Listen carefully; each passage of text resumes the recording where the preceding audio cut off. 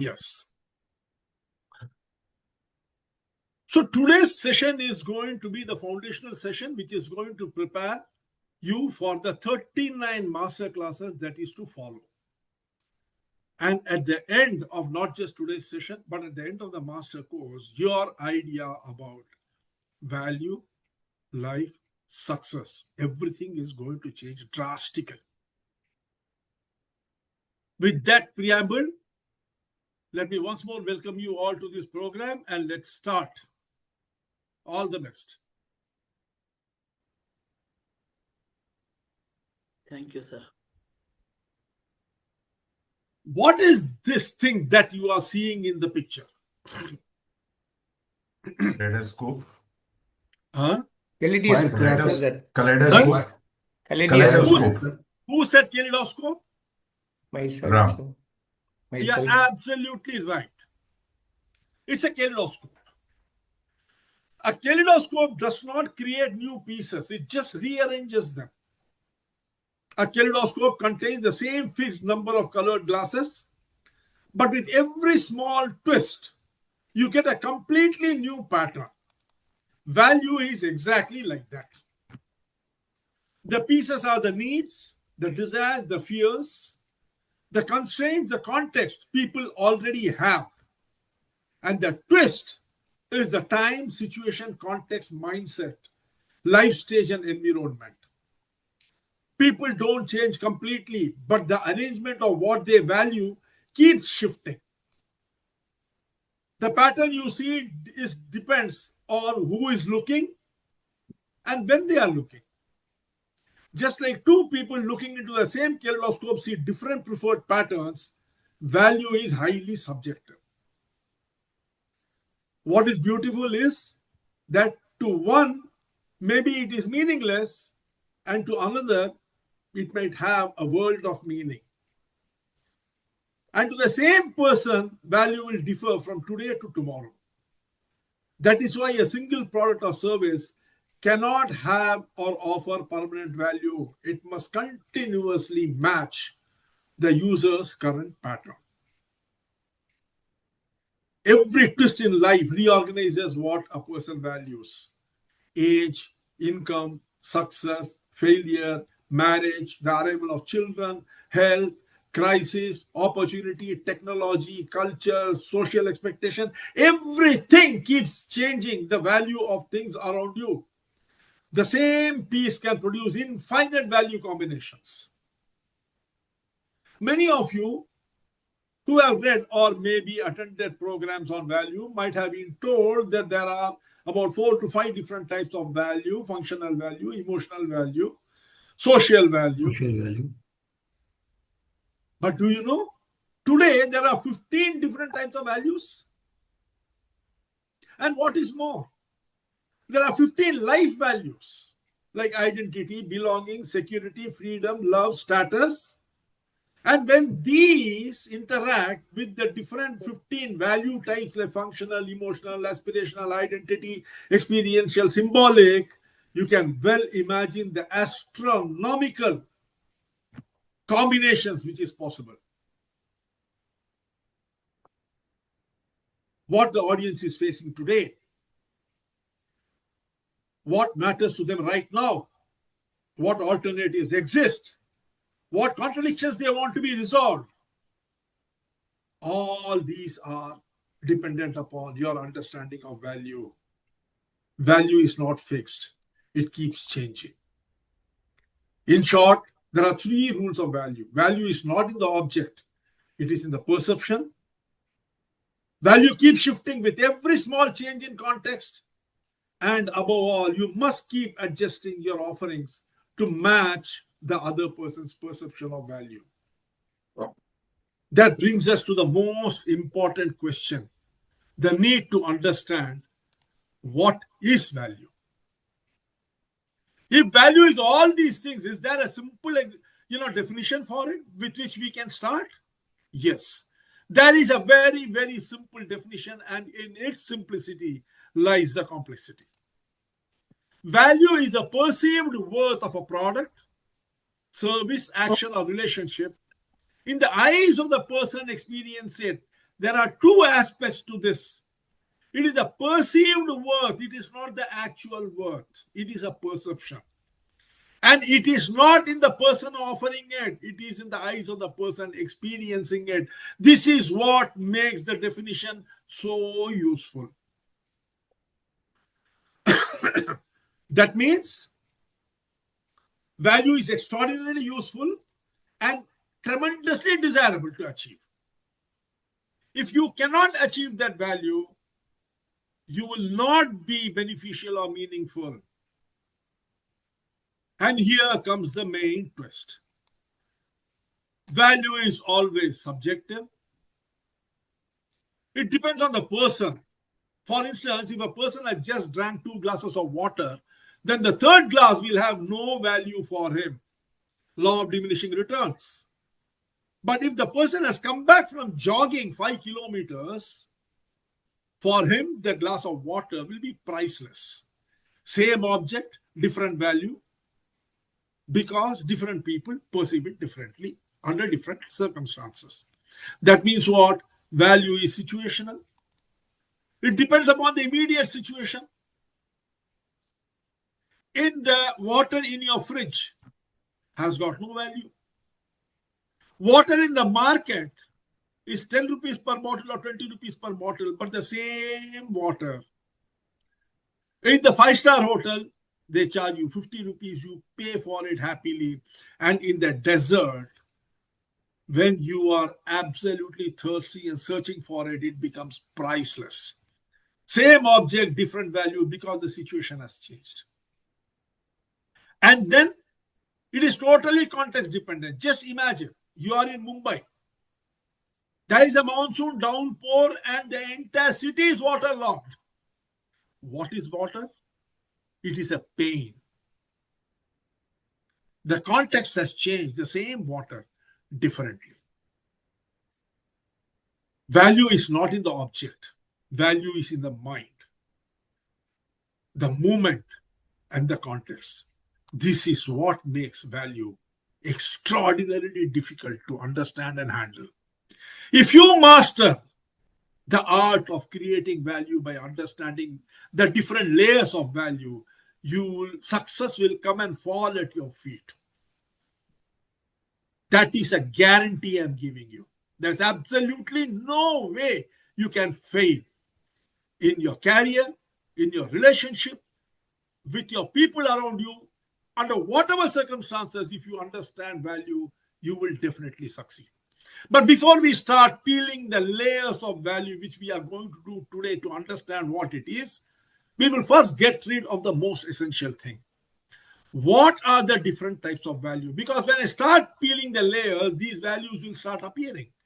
So you need to first understand what these are. The different types of value, which we are going to be discussing through these 40 masterclasses. How to create them, when to create them, why to create them, how to demonstrate, how to message, how to capture the value of these 15 types is what this master course is all about. To understand and to be able to appreciate the seriousness of this, you need to understand that there are 25 different frameworks. Can any one of you tell me just 1 or 2 frameworks with which value is measured?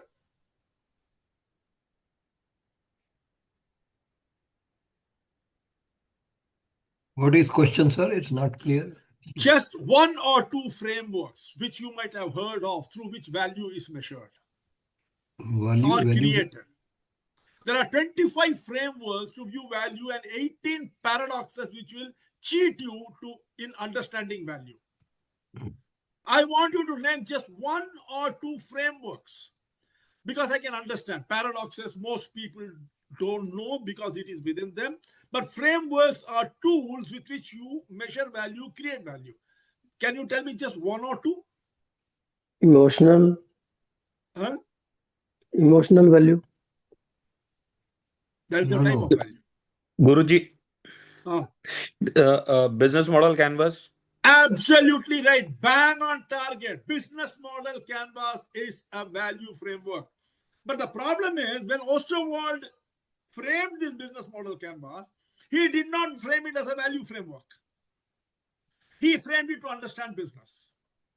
Then Doblin Incorporated, one of the topmost leading consultants in the world, who are now acquired by Deloitte, they did research on how to work through business model canvas towards innovation, and in the process discovered 55 different types of value generating innovations in business model canvas. Can you imagine? 55 different innovations. That is the power of value. Value can be used in absolutely anything. Business model canvas is one, value proposition canvas is one, and then you've got the Kano model, you've got the Porter's 5 influencing theories. See, all these factors we will be discussing reasonably, because you see, business model canvas is in itself an ocean, and the Doblin structure is in itself a totally course. But we will try to explain them to you as much as possible so that you will have quite a good control over how to work with value.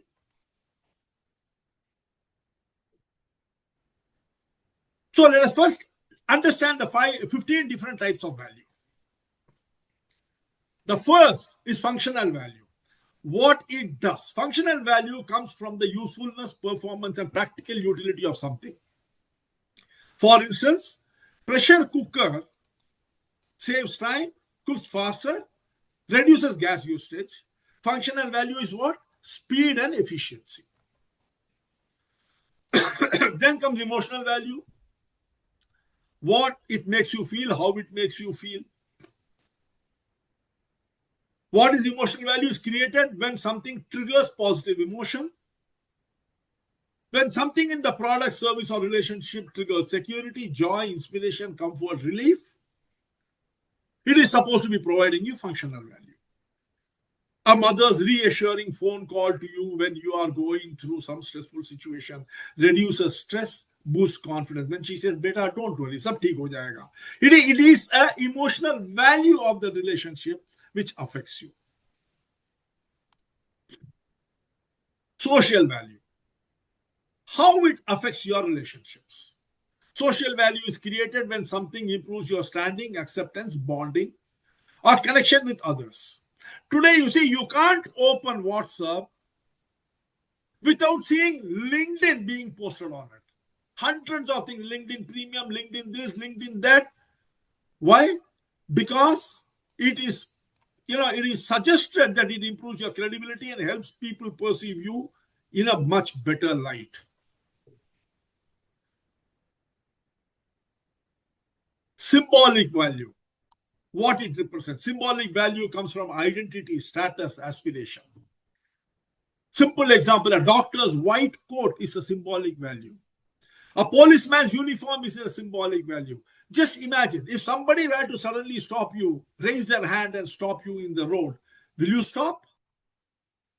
You might not. But if the person is wearing a policeman's uniform, he says, "Stop," will you stop? Immediately you will stop. What gave that person the authority to stop you? The uniform he was wearing, the symbol of authority which he was wearing. You enter a hospital, a person is wearing a white apron, he is having a stethoscope, you immediately decide he is a doctor. He might be a fraud, but it never strikes you to question him. Do you ask him for his degree? Do you ask him to validate why he is sitting there? No. You simply assume this guy is a doctor, he's wearing a white coat, he has got a stethoscope hanging around his neck. That is symbolic value.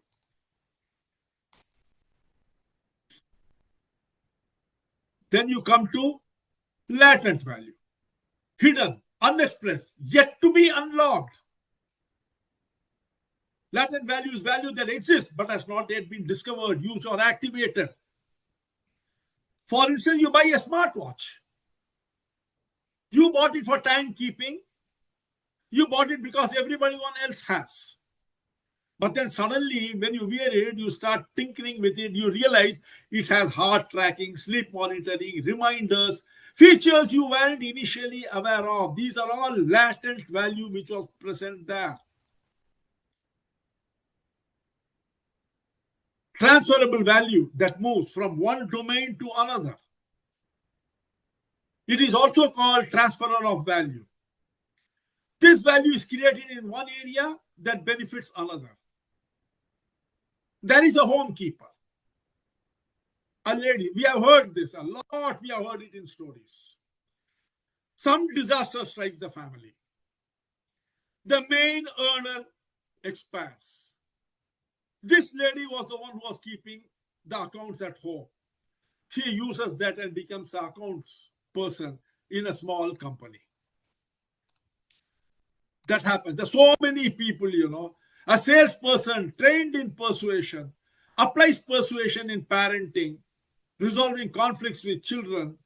Value is transferred from work to the family. In the earlier case where the lady starts going for work as an accounts assistant, is a value transfer from family into the work.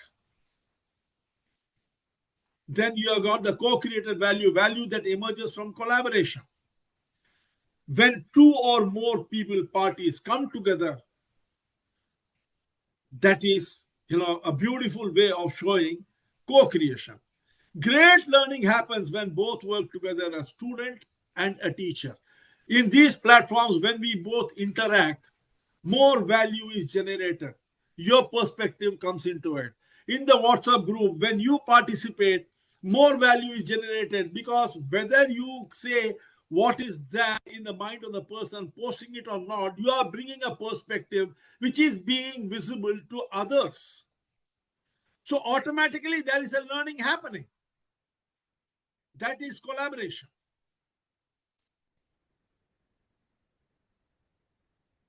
Then the contextual value. Value is dependent totally upon context. An umbrella during a sunny day versus an umbrella in a rainy day.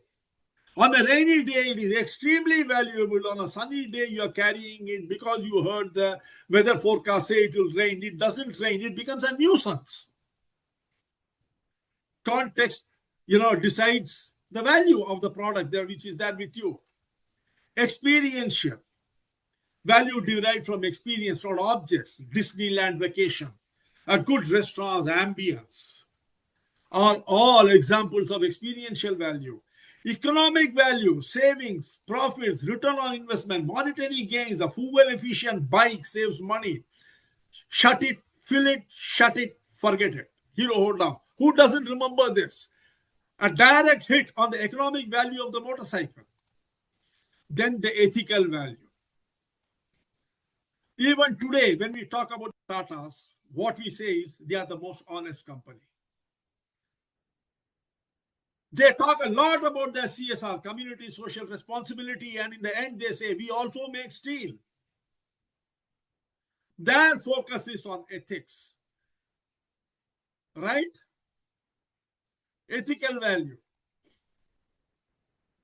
Then you have got the strategic value, what it does for the future. Learning AI today is future-proofing your career.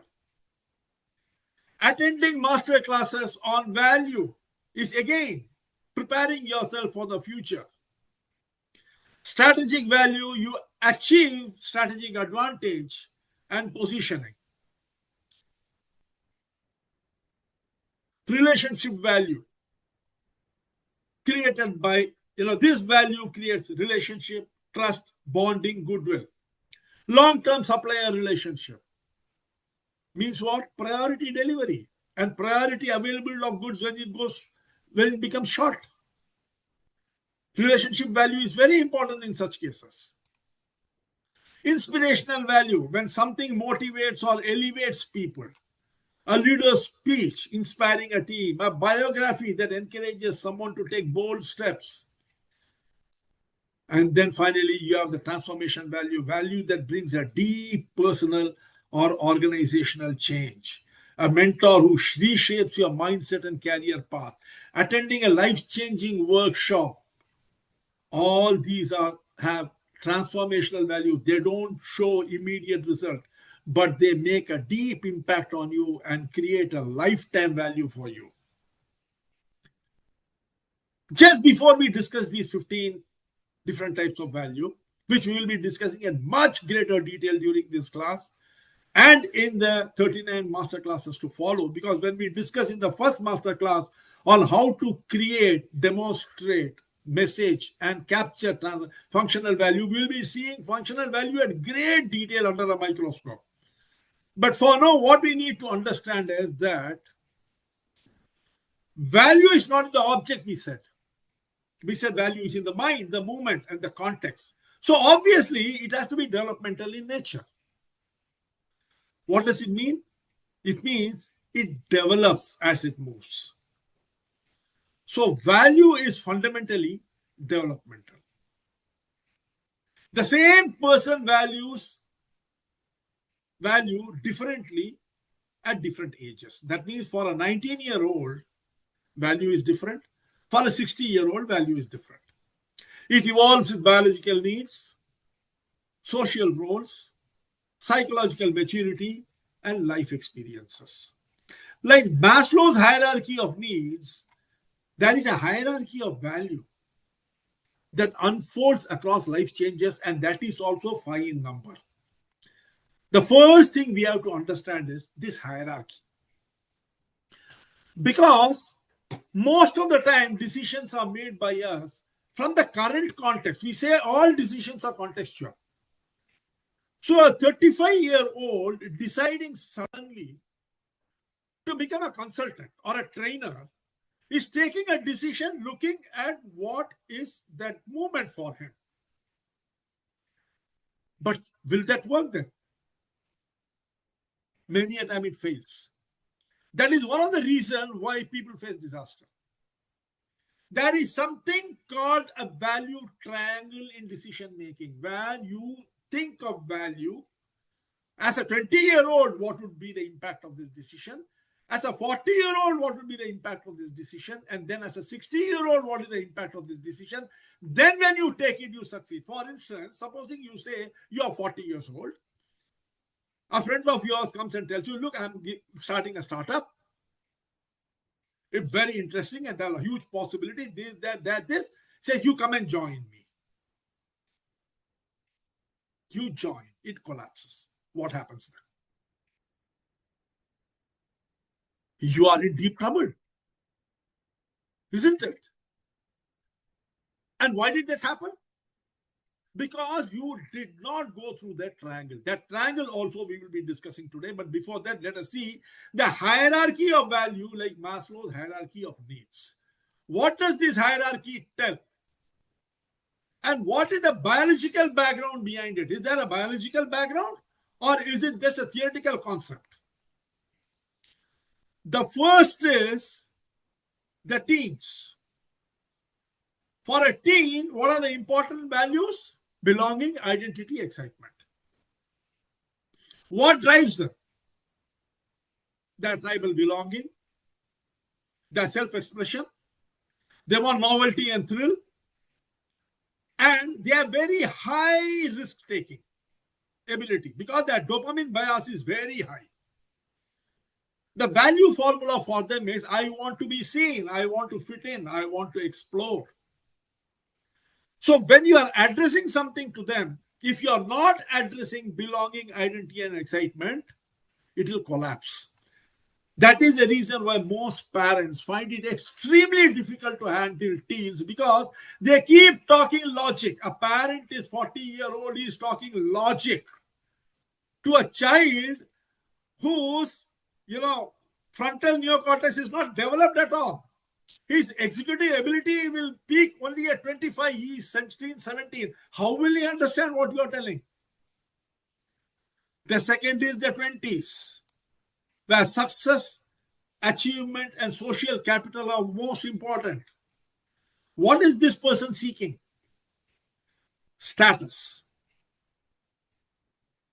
He is in the throes of career moves. He is expanding his social network. And his choices are totally comparison driven. What is the value formula for him? I want to prove myself. I want upward mobility. I want recognition. So this 19-year-old, once he gets into the 20s, he has moved from belonging to success. Now he is more interested in success. Then comes the 30s. In the 30s, the key words are stability, security, structure.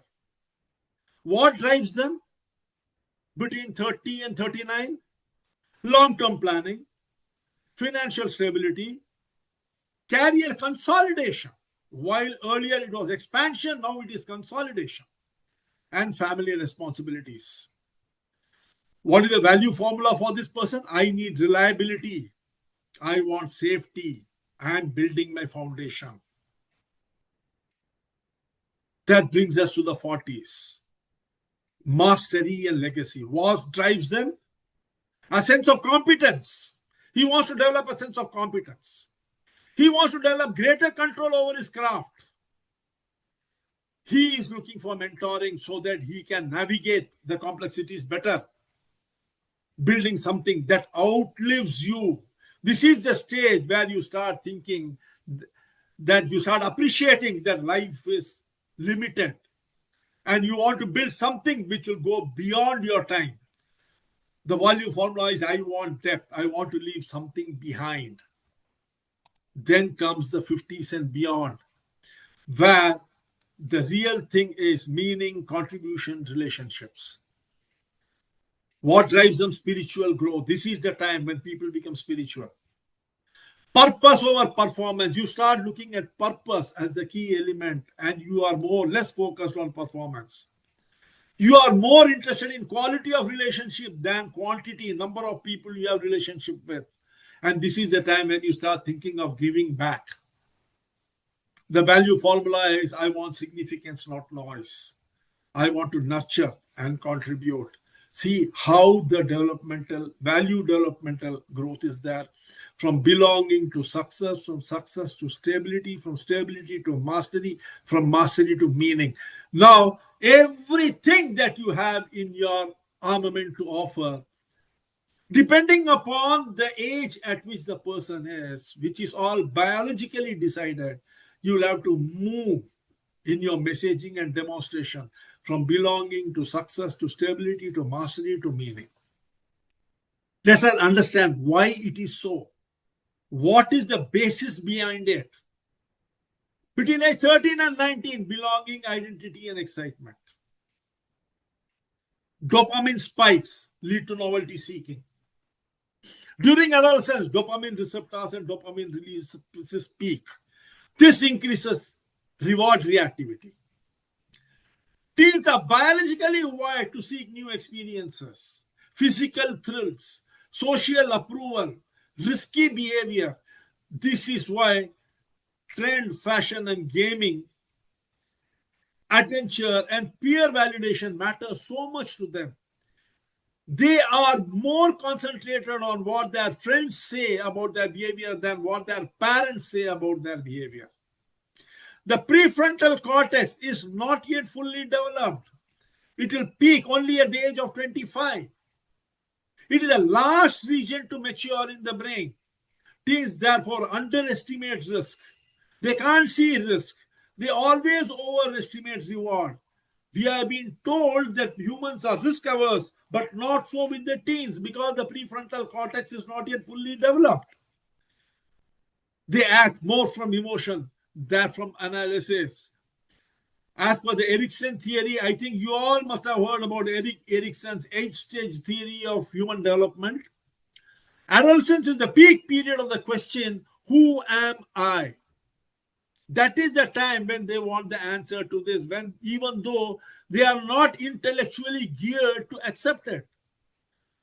Identity is formed through imitation, experimentation, belonging to groups. They behave the way the group behaves. Identity formation stage, and then finally the evolutionary explanation. In tribal societies, teenagers needed to find their group, demonstrate courage, and attract mates. In the evolutionary stage, they had to, demonstrate their courage and power so that they can attract mates. And what is the meaning of all these things? The meaning is they value groups, they value trends, they value excitement, they want to be seen and they want a sense of belonging. In other words, belonging is the key. Psychological safety and emerging identity supported. That brings us to ages 20 to 29. Value here is success and social capital. The prefrontal cortex maturity attains peak executive function at the age of 25. By mid-20s, PFC is fully developed. Cognitive abilities like planning, delayed gratification value, evaluating long-term consequences, strategic thinking are at its strongest. This enables career ambition and long-term goal pursuit. Number 2, evolutionary mating competition. In evolutionary biology, ages 20 to 30 are peak productive years, peak competition years. Competition basically is a human nature for fighting for a mate. That has got translated into many other things in the modern context. But in the human context, when you see man is an animal, competition is nothing but a mating competition. Peak partner attraction effort drives human beings. So humans are wired at this age to improve status, signal competence, show resource potential. This expresses as career ambition, achievement, success, hunger, networking. That brings us to social comparison is highest at this stage because peers are climbing fast. Society pressures them to become something. You will find maximum number of people active in social media in this group. That brings us to the cognitive style, approach motivation. Neuroscience shows people in their 20s have high approach behavior moving towards goal, less fear of failure. They are a damn care attitude they have, and they have got more optimism bias. What does all this mean? It means that people in the age group of 20 to 29, they value success, visibility, network, opportunities, fast growth. Success means psychological survival for them. Success means future security. Age 30 to 39. The biological clock is ticking here at full force. People in their 30s often marry, have children, take loan, buy homes. This increases the risk cost of bad decision. This is where risk aversion kicks in hardest. Once you have touched 30, you become tremendously risk averse. What is the second thing? What supports it? Hormonal changes. Testosterone, risk-taking hormone declines slowly. Or just imagine, on one side, risk aversion becomes high. On the other side, testosterone is slowly declining. What do you think is the result of this?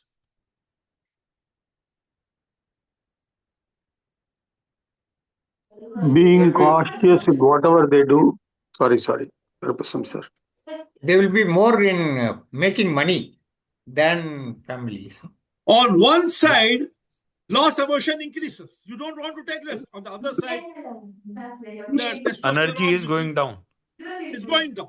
What will it do to you? Stress will be there. Tremendous stress will be there. Cortisol, which is a stress-generating hormone, increases. Stress hormone increases. This shifts behavior towards security seeking. You get confused. Cognitive style becomes risk averse. Psychological studies show the risk aversion peaks between 30 to 40 because there is more to lose and fewer recovery years. After 40, if you fail, where do you have the scope to recover?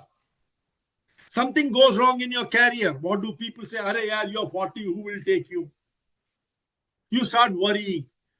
You don't take daring decisions. And then there is a life role transition. From experimenting, you start moving towards specializing. In the financial area, what does it do? From earning, you start securing. In the emotional area, from adventure, you move towards responsibility.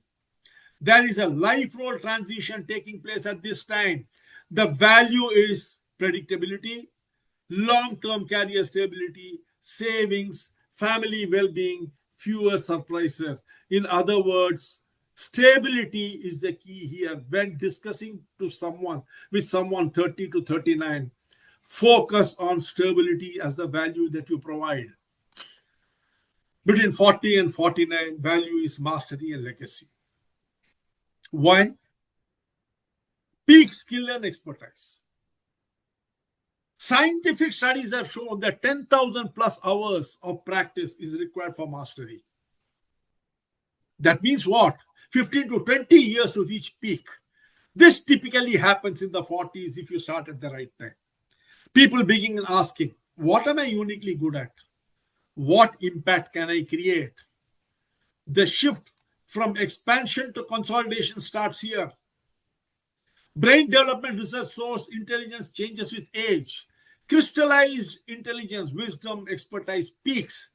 Fluid intelligence, speed, novelty seeking declines. So people prefer mentorship, depth, maturity, specialized work. Now they start appreciating the value of resources available around them. Existential reflection begins. Humans evolved as generational transmitters. By 40, our biological role shifts from reproduction to teaching the next generation. Between 30 and 39, if you are focusing on reproducing and expanding, now you are going to focus on teaching what you have created. From competing to contributing. That is the evolutionary role. That means you have shifted to legacy. Mastery, being respected, impact that you are going to create, mentoring people, building something lasting. That brings us to the final stage, 50 plus value, meaning, contribution, relationship. The social emotional selectivity theory says that as people age, their time horizon shrinks. This shifts from achievement to emotion, meaning fulfillment. Older adults prioritize emotionally satisfying experience. They don't want lots of experience. But that small amount of experience they have, they can get, they want it to be emotionally satisfying. They are interested in deep relationship, not number of relationship. They want inner peace, not outside glamour. They look for spiritual meaning. Because this is the stage when the end of life period starts appearing in their mind. Motivation shifts from growth to savoring. They are no more interested in growing. They are interested in savoring what they already have. While younger adults pursue new goals, older adults reduce unnecessary steps, simplify life, nurture meaningful bonds. The brain changes. Studies show amygdala reactivity to negative stimuli decreases. You must have seen the same thing which panics a youngster will not panic an old man. Older adults are less reactive, more emotionally stable, and they prefer positive experiences. They always say this will also pass because they have seen it. They avoid drama, conflict, negativity. But at the same time, health awareness increases. Emotional regulation improves, but health awareness increases. That is what the changes which come.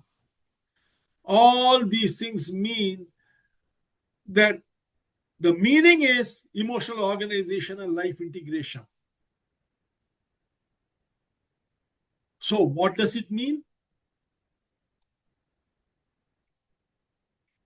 The following things are very important for a 13 to 19-year-old. Emotional value. They are driven by feelings.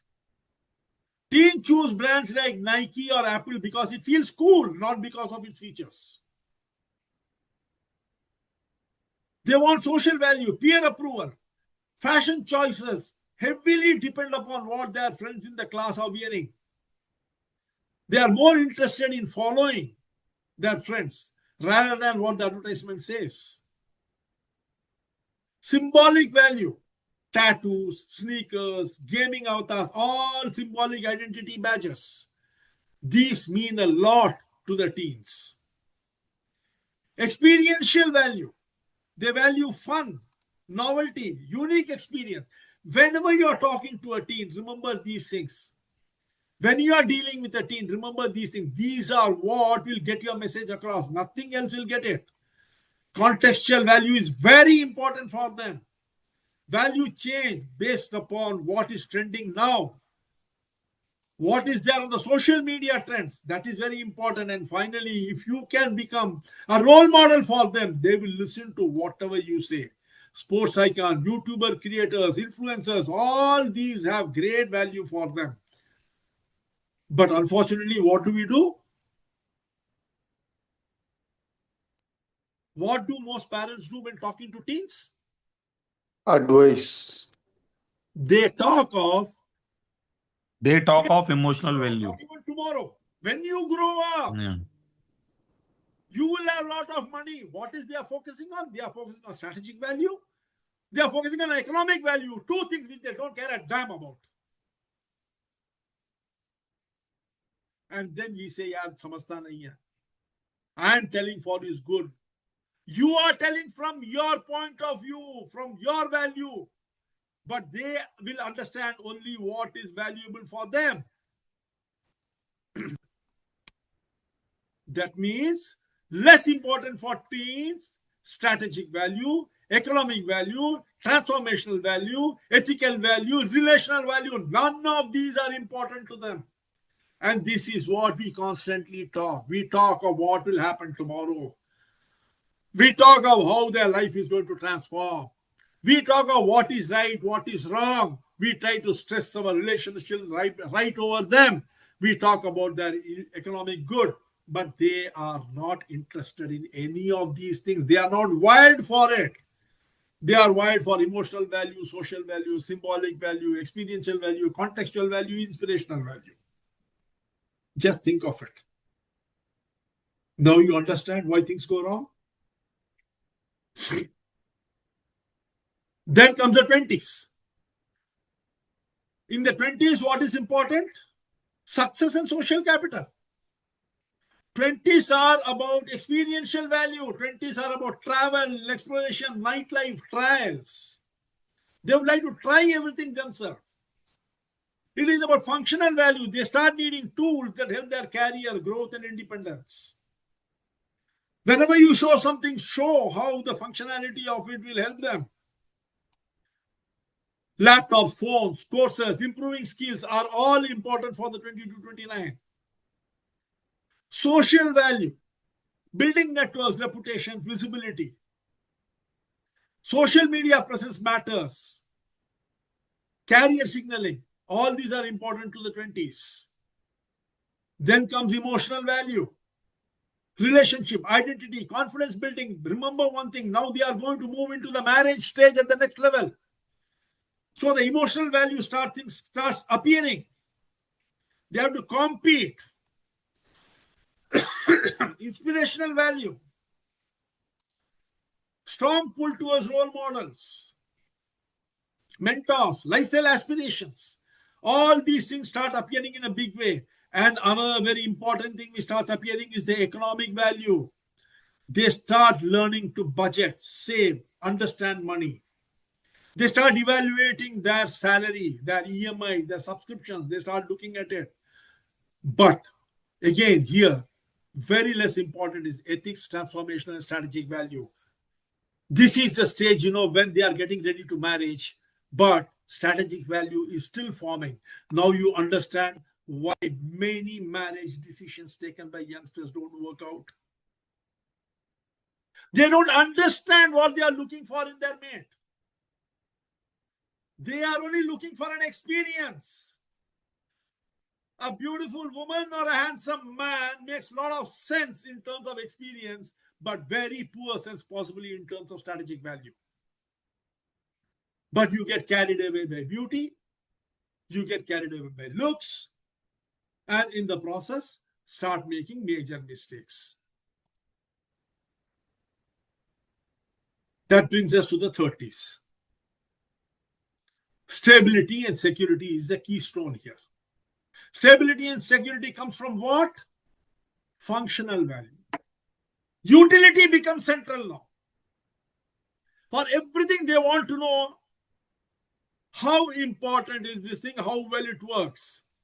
For example, the best buyers are the 30 to 39 when they buy appliances, cars, tools for productivity, family life. They are very good. For them, economic value is very important. Financial planning, saving, investment. This is the time when you find people start thinking in terms of insurance, SIP, children's education fund. Relationship value becomes very important because this is the period when most of them get married and settled down. Marriage, parenting, family building. All these are very important for these people. Strategic value. They start thinking of the future, promotion, long-term decisions, career direction. And this is where most often the problem starts, because when you start taking career decisions and you take it looking at it from your current point of view without looking back and forward, that decision can go wrong. And that is where the triangle of decision makes it very important. Then you have the experiential value. Experience focused on family. It is redefined here. Family trips, quality dinners, milestone celebrations. You will find people in 30 to 39 always prefer going out with their family. And then the co-created value, always working together, family, teams. This is the period when the maximum partnerships happen in business. Partnerships will very rarely happen below 30 or above 40. It is between 30 to 39 that the maximum partnerships happen. And the least important to these are the symbolic, inspirational. Both these are very, very less important to them. They are not interested in identity, or they are not interested in role models. That brings us to the 40s. Strategic value becomes the most important value now. Every decision now has a long-term consequence. You keep on looking at long-term consequence. Transformational value. People seek internal change, identity, purpose, peace. Ethical value is very, very high. This is the period when they talk the maximum about ethics. And this is the period when they start advising their children. Their children grow up to the point where they require assistance at this time of your age. And this is when you talk about strategic value, you talk about transformational value, you talk about ethical value, but they are not interested in any of these. They are not interested in relational value. They are interested only in their social value. You are looking at health-driven functional value. They are not even interested in functional value. And above all, you talk about inspirational value. They are not interested in inspirational value. It never strikes them that their life will also end. What a peculiar situation it is. Least important for 40s, social value, which is what is important for your child. Symbolic value, which is what is important for your child. That brings us to 50 to 75, meaning, contribution, relationship. Here, transformational value becomes very, very important. People want deeper change, spiritual, emotional, psychological. They are totally ethically driven, principles over profit, because they are thinking in terms of depositing into the account which they can draw in the next Janma. Relational value, relations become center. You think, I have got how much longer to live? Whatever is there with me, around me, let's make sense of it. Reconnecting with children, grandchildren, old friends are all happening at this level. Alumni meetings, searching for your schoolmates on Facebook, looking in LinkedIn for your college mate. All these happens only during this period. Inspirational value, you seek meaning, peace, higher purpose, philosophy, guidance, spiritual leaders. All these happens here. Transferable value, you start passing on the skills, knowledge, assets to the next generation. You start mentoring. And the legacy value, you are totally focused. what it is that you can leave behind. This is a variation of the transformational value, ensuring that their contribution outlives them. You create trust. You start donating. Least important are social and symbolic value.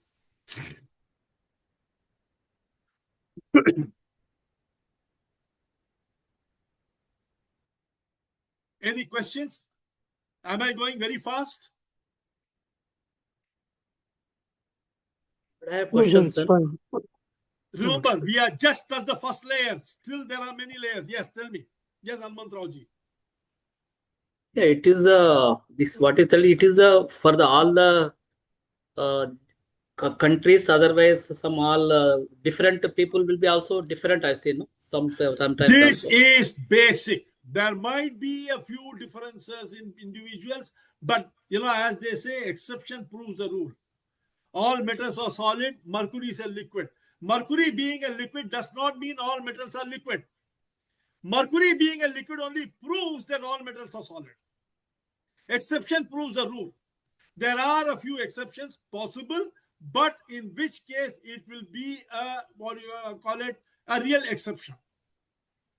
This is the general rule, and this is not something which is, these are all validated by total research. At the end of the course, at the end of today's session, I will give you the list of books from which you can extract all these things.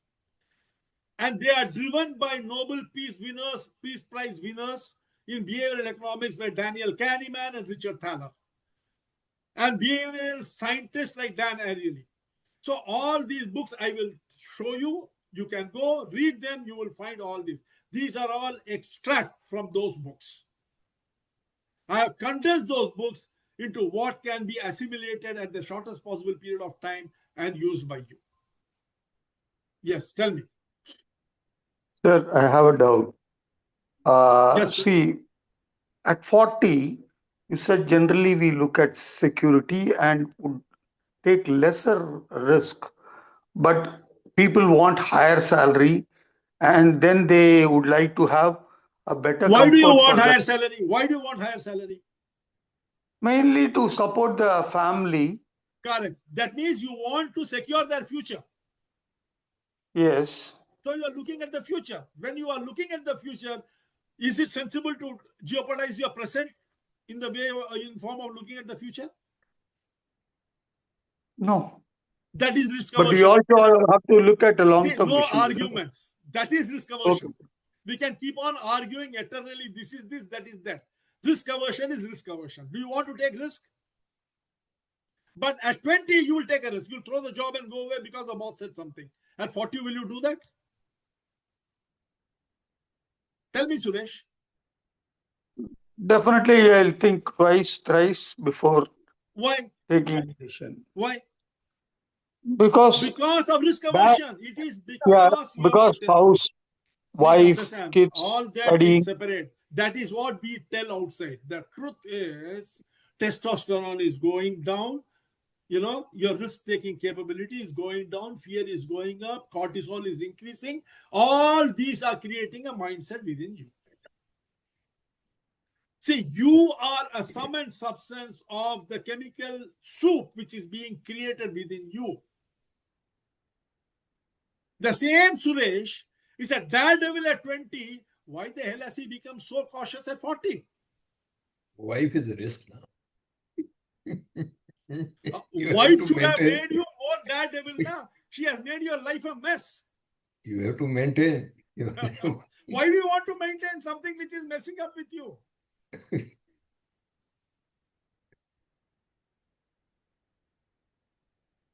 Suresh is laughing now.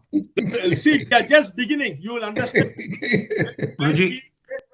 You see, these will start making greater sense when we start seeing how to build all these values one by one. Our first class is on functional value. How do we build functional value? What are the intricacies in it? What are the connections? Now, you see, even as this class goes forward, you will find that value is taking an entirely different shape. Tell me one thing. Did all these values appear at the same time? It is there in front of you, these 15 values, isn't it? You think that all these 15 values came up at the same time? How did it come there? Don't you want to know how it came? What impacted it? How it impacted the situation after coming up? Don't you want to know?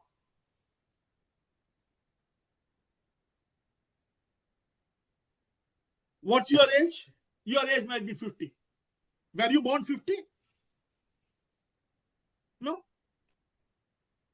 So from 0, 6 months, 12 months, 18 months, 24 months, you kept growing. At each stage, something appeared in your life to shape it. And as it appeared, you shaped it. You see, it is a give and take. It's moving both ways. So with situations, with the evolution of human being, values started surfacing. Remember one thing, 2 million years back, a particular value came up. Can you tell me what was the first value to appear? 2 million years back, what was the first value to appear? How it shaped it? Safety and survival. Safety and survival. Safety and What was the survival. value? So what was the value? Safety and survival is a different thing. What value surfaced? See, Functional. today Part you will of it. correct. Functional value came how? We will see. Yes. Because you raised your hand. Yeah, I was just raising a hand. This is for the first time. Really, I got this. We are been talking about psychographic, demographic, and all that. The age when we create uh, uh, the customer persona and all that stuff. But you know the way you have created this, it's all biologically, it's all ontologically. It is in the background, which is was not present for me. So really want to say that it's great. It's really for the first time I got it. It's subjective. It's not objective. Everything I've been looking at always at the objectivity. There's Have nothing objective about it. yeah. As we So it's move good. forward, from this very next slide, you will see it will take a totally different turn now. Yeah. You see, there are multiple layers. As we peel, like an onion, as we peel layer by layer, you will see value changing shape. That is why it is important. This class is important because when we go to functional value creation, if you don't understand this, you will not be able to create functional value. Yes, tell me, Mr. Anantrao. Means generally this will help. What is a different is you're telling us a context that will help the handle the situations. No, this will help to. It will help you design products. It will help you design services. It will help you in designing relationship. It will help you in handling society. It will help you in teaching your students. It will help you in mentoring your mentees. It will help you in every damn goddamn thing under the sun. It will help you to eat. It will help you to sleep. Anything more? Yes, sir. You wait and see how it will help you. See, Anil ji said right today morning that please don't go beyond 2 hours. I can tell you with each question which comes in your mind, we are going to be extending by another half an hour. I am game. I am game.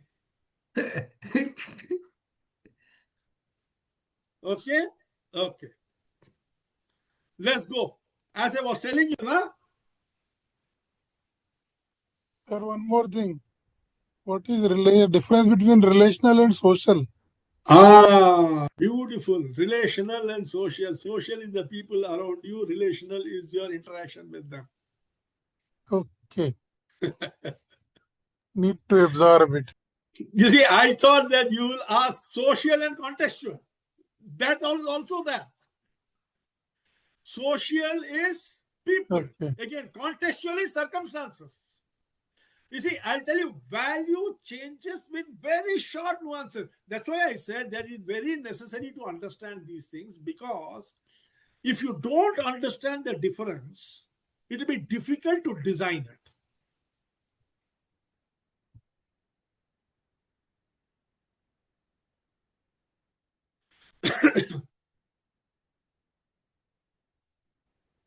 First,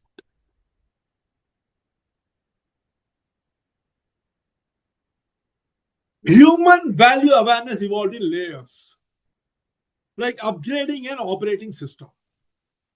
Each type of value emerged due to specific pressures, capabilities, and forms of society, new forms of society. From early pre-human to modern digital humanity, value has been growing, evolving. All of them did not appear at the same time.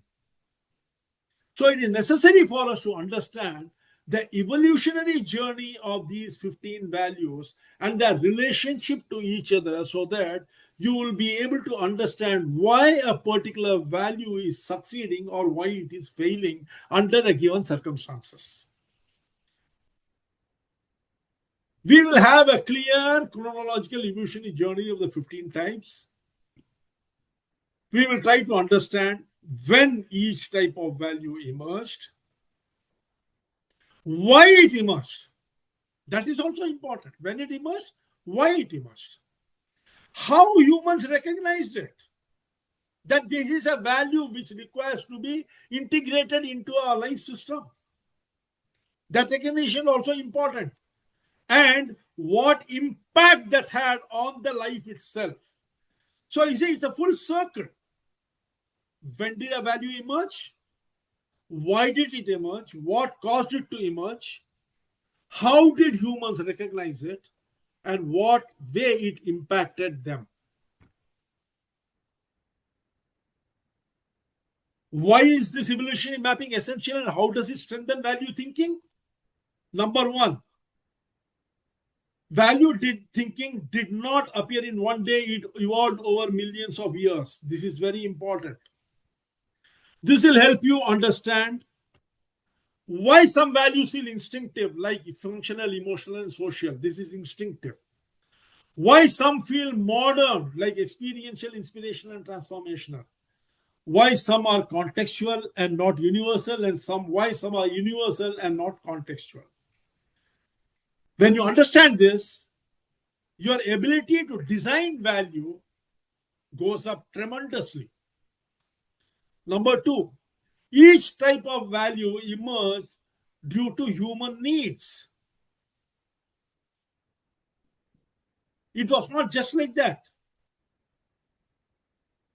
These are not just, categories, theoretical categories. Functional need came from value, functional value came from the need to survive. Social value came from the need to live in tribes. Economic value came from agriculture, trade, and surplus. Experiential value came from abundance and competition. Transformational value came from a deep need for change. All these values appeared as these factors started appearing in society. Value thinking becomes intuitive and not academic, because you see, you cannot by heart all these things. You have to understand it. Only then you will be able to work with it. Functional value is primitive. Symbolic value emerged with culture. You see, unless you understand all these things, why it emerged, how it impacted it, you will not be able to remember it and you will not be able to work with it when the time comes. It helps people see that value builds layer by layer. You can't simply directly go to emotional value without attending to functional value. You can't address social value without attending to emotional value. It shows how value is connected to human psychology. It helps people predict the next evolution of value. Today, we have reached the stage of transformational value. And already people are predicting, psychologists are predicting, the next value is going to be existential value. How it will look, how it will appear. You see, the advantage is when you have a chain to work with, all that you need to do is extrapolate it to see how society will start behaving in the future.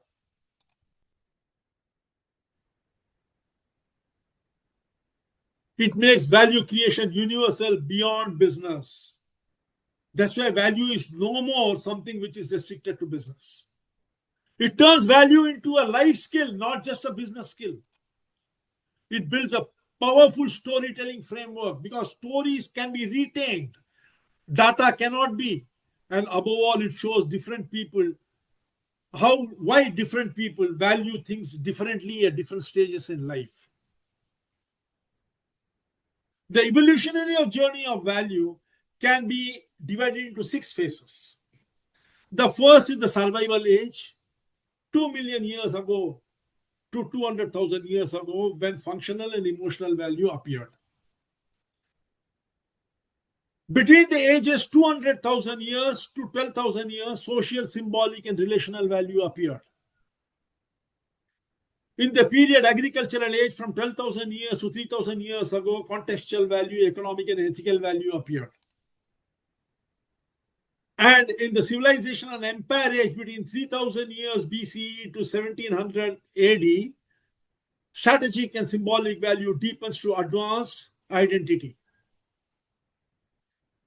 In the industrial age from 1780 to 1950 AD, latent and transferable value appeared.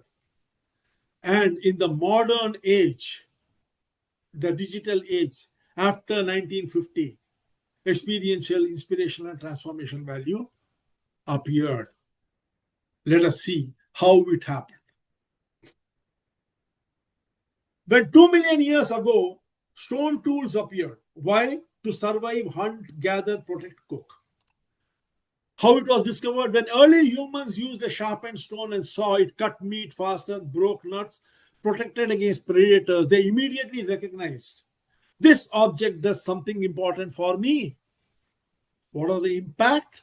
Increased hunting efficiency, cooking made digestible, brain size increase, enabled migration and survival. I am sure most of you know that brain size growth is directly linked to fire and cooking.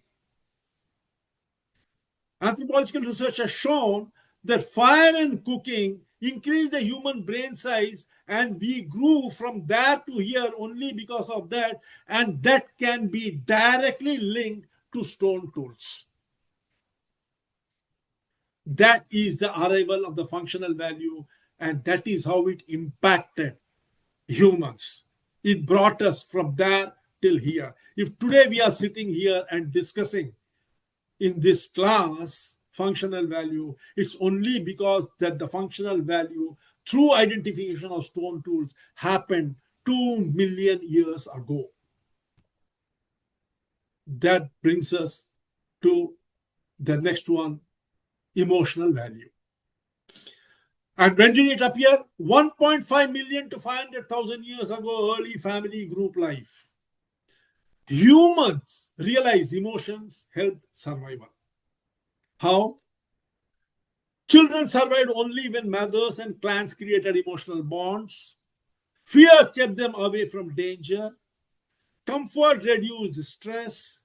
Affection kept groups cohesive. Impact: strengthened parent-child bonding, developed empathy and communication, allowed group coherence under stress. Earliest example, mother comforting child. Group giving emotional reassurance during danger. Even today, we can see that working out in our family and in society. Emotional value was the second to appear during the survival age, from 2 million years back to 500,000 years ago. We come to phase 2, social value. About 150,000 years to 100,000 years ago, tribe formation started.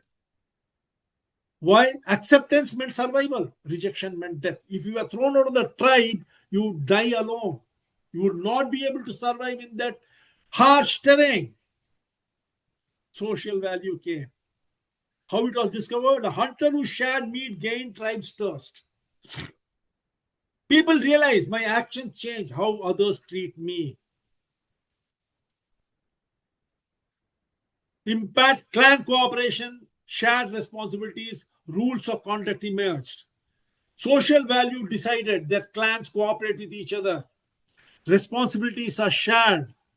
Rules of conduct emerged in how one should behave in a group. Example, sharing food, protecting the tribe. That was the impact of social value. Today we view social value very differently, but see how it impacted where we are today. Then came the symbolic value. 100,000 to 40,000 years ago, symbolic thinking and rituals. Humans wanted identity, belonging, meaning. How it was discovered? People decorated their bodies with ochre and feathers that were recognized as symbols of status and roles.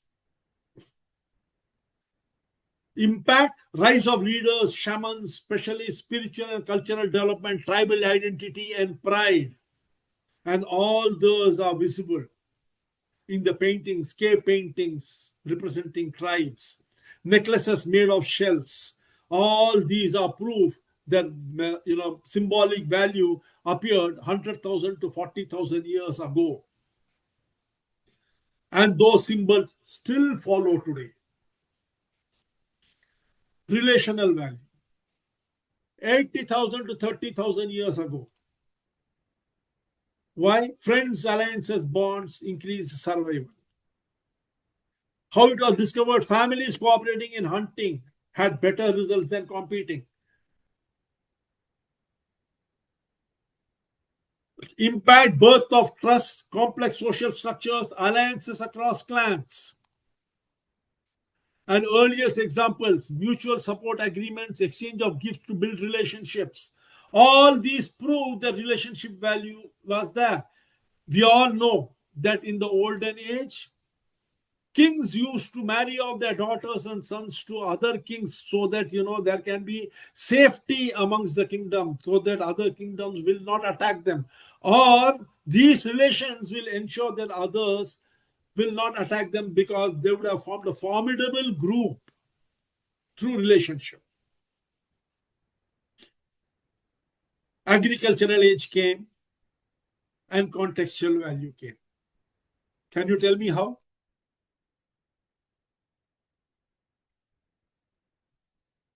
How agricultural age Yes. is responsible for appearance of contextual value? Yeah, Guruji. Ah. Earlier, they used to roam from one place to another. The context was that for eating food, they have to kill the animals. Now, the agriculture age, the context became about that at one place, staying at one place, they can get the food. Good. Yes. Karpusami sir, tell me. Yeah, raise your hand. Once, when there is a shortage of agricultural food, the value will be more. And if the product is more, the value becomes less also. That is Contextual. economic. That is economic. Okay. Sorry, sir. Thank you. What can be grown in summer cannot be grown in winter. Context changes, isn't it?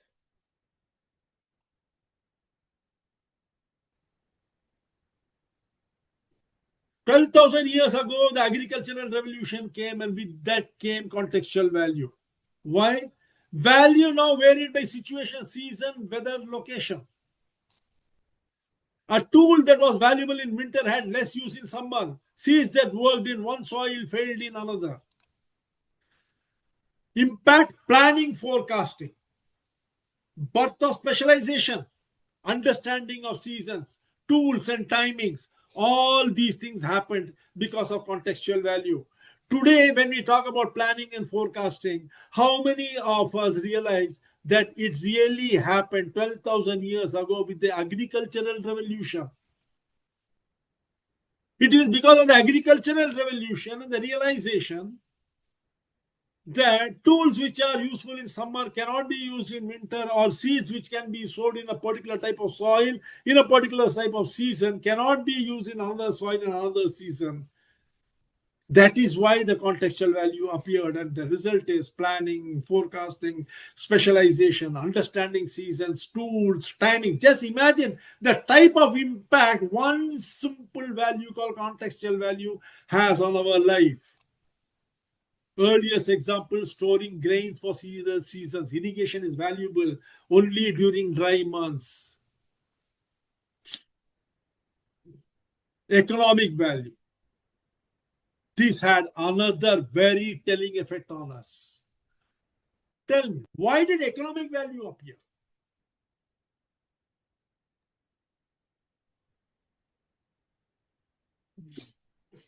There In are different certain seasons. grains. Ajay, tell me one thing. Don't you find all these things very interesting to learn? Sure, sure. Very, very interesting. When I read them, I was blown. I said, what the hell is this? It's amazing, amazing. Huh? I have only taken a part of it and I'm presenting it to you. When you people read the book, it is like a mystery novel. Yeah, yes, somebody has raised this. Yes, Mary, ma'am. Tell me. You have raised your hand. I can't hear you.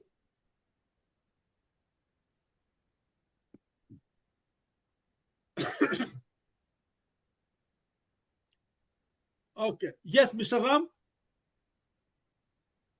Yes, sir. Hope you can hear me now. Yeah. Okay, as you said, this is absolutely amazing and very interesting to know how it has evolved. We have understood how the Maslow's hierarchy evolved, but now looking at the value system, how it evolved, now it all makes sense. You can connect the dots back. It's amazing. I'm telling you, as we move forward, you will find it mind blowing. It'll be absolutely mind blowing. And then, these people have integrated all these things into creating the values. And that is where the real hit comes. We realize, why we are failing miserably at every attempt, because we totally don't understand value. We think we understand, we don't. Yeah, when we do not understand the formula, you do not know how to use the formula.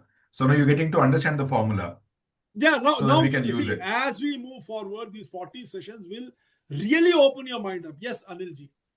So, sir, I was just wanting to share about the economic value which you were asking. I'll just share my thought. Let me know if it is right or wrong. Yeah.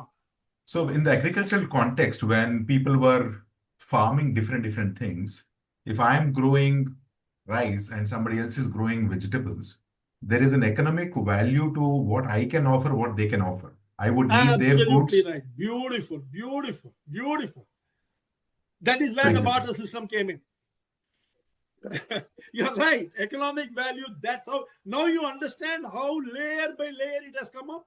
It has not come up together. If agricultural system had not come, agriculture age had not come, possibly economic age would not have come. So it's an evolution. Same thing. I wanted to say what Ramji has already told. So in some contexts, we grow paddy, somewhere we grow sugarcane, somewhere we grow wheat, and all can be exchanged to each other. Very simple. In one sentence, you can say surplus economy. Surplus when there is economy. surplus, economic value was born. If surplus was not there, economic value would not have been born. Yes. Right? You see, what an intuitive thing it is. You use economic value to get something, but here, because you had something, economic value was born.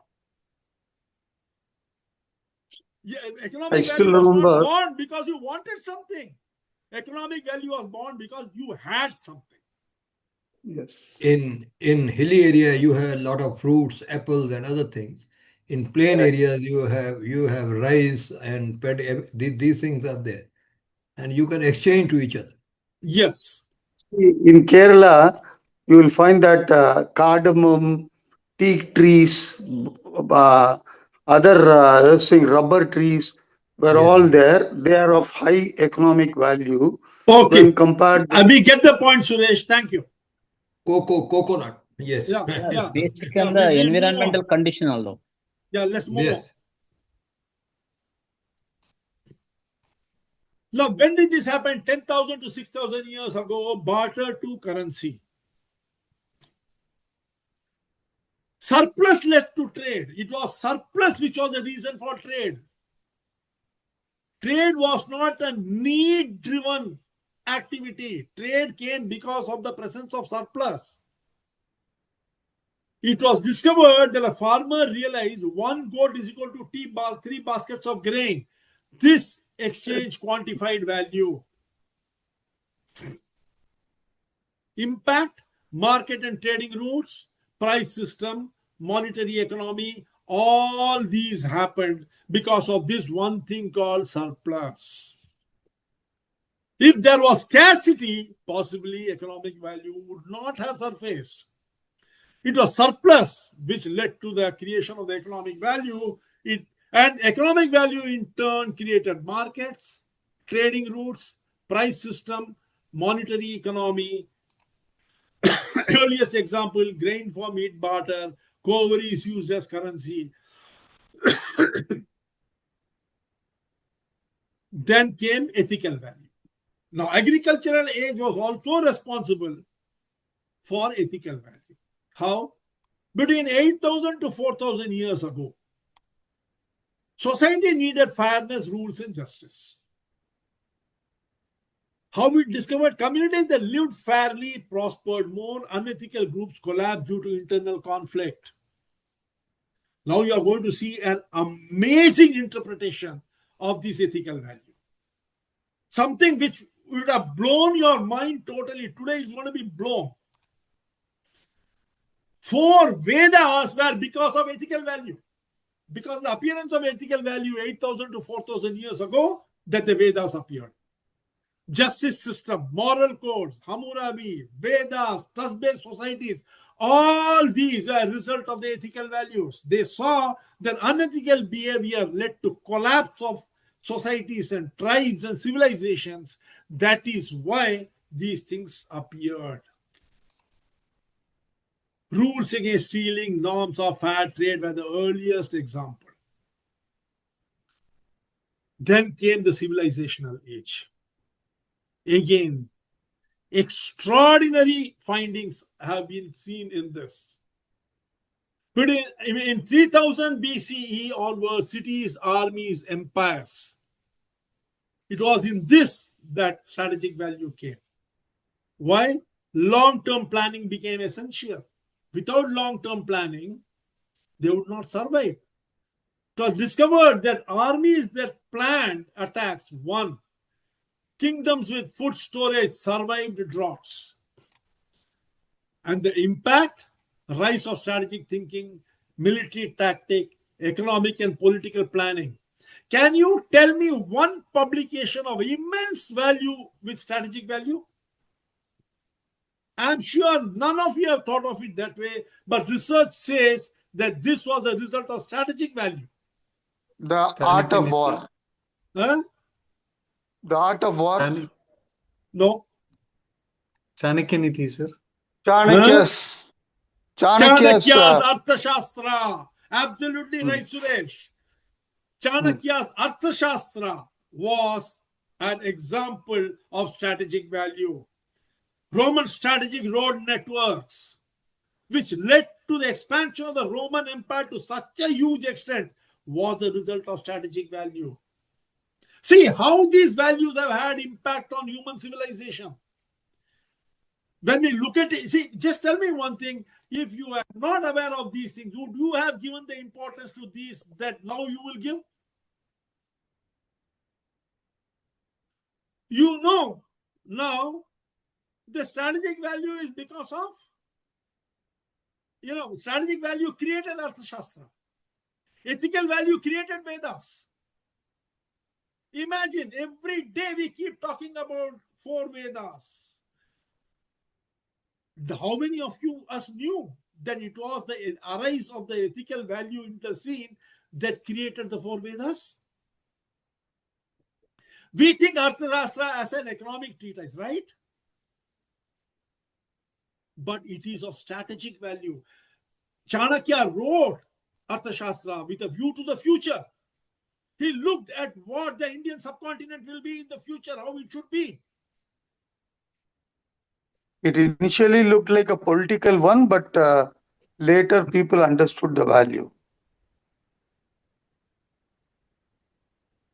Symbolic value. Tremendously important.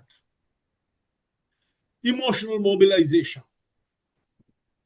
flags, emblems, religious icons, deep loyalty and sacrifice. People fight, die, donate fortunes, not for individuals, but what the symbol represents.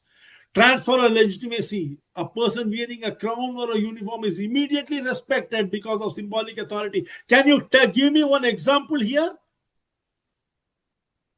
from today's political context? Army uniform.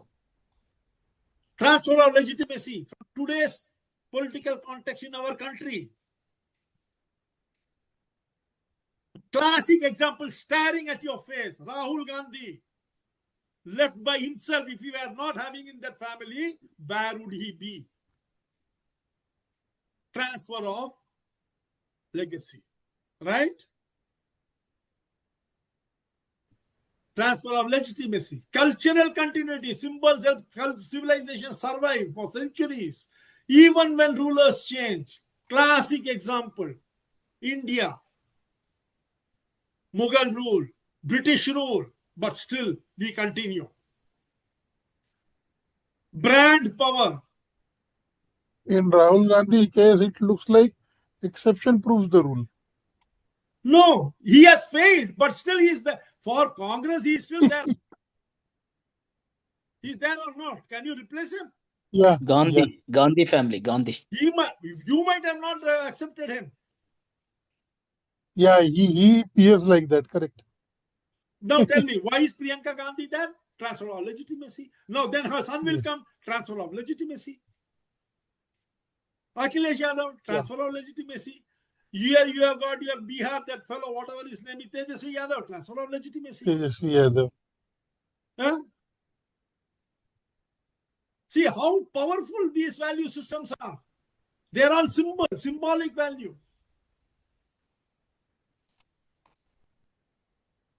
National and political. Flags evoke unity, pride, belonging. Presidential seals, Ashoka Chakra, bald eagle, royal and culture, crown and coronation objects signify continuity in rule. Royal insignia used on buildings, medals, uniforms, coat of arms. You keep on going. Corporate brand, there in front of you is the world's most recognized value symbol. The Apple logo, simple symbol representing innovation and aspiration. The Nike swoosh instantly communicates performance. Symbolic value. When you are able to establish your value as a symbol, nothing can erode it. Then comes the industrial age, latent value. When industrial revolution came, latent potential in machines, people, and system became visible. Machine had hidden potential, people had untapped skills. How it was discovered, an engine designed for pumping water was later used to power trains. Workers trained in one skill could apply it to another. Impact, innovation, productivity boom, scientific thinking. Steam engine repurposed to produce electricity used for lighting, manufacturing electronics, what else and what not. The list is endless. The industrial age brought the latent value. Before that, latent value did not exist. The concept did not exist. It might have existed, but the concept did not exist. Then comes the transferable value. 19th to 20th century. Skills, knowledge became portable. You could take it from one point to another. How it was discovered? Military discipline to factory management. When people were retired from the armed forces, they were used in managing factories. Craftsmen to mass production. Impact, cross-industry knowledge transfer, management science, education system grow. All these things started growing because of transferable value. Earliest example was Henry Ford. Applied assembly line concept. It was in 1902. When he went to a meat manufacturing meat processing factory and saw the assembly line, he used it in his automobile factory and created a revolution. Everywhere, soldiers becoming managers using their leadership skills. Just imagine, you join the armed forces. Every day morning at 5 o'clock, you are woken up to come to PT. You are taught discipline. your top management. How you see your leader managing you. You see how he is managing others. You learn management skills. You retire after a short service commission. Come out. Companies vie for you because you are disciplined.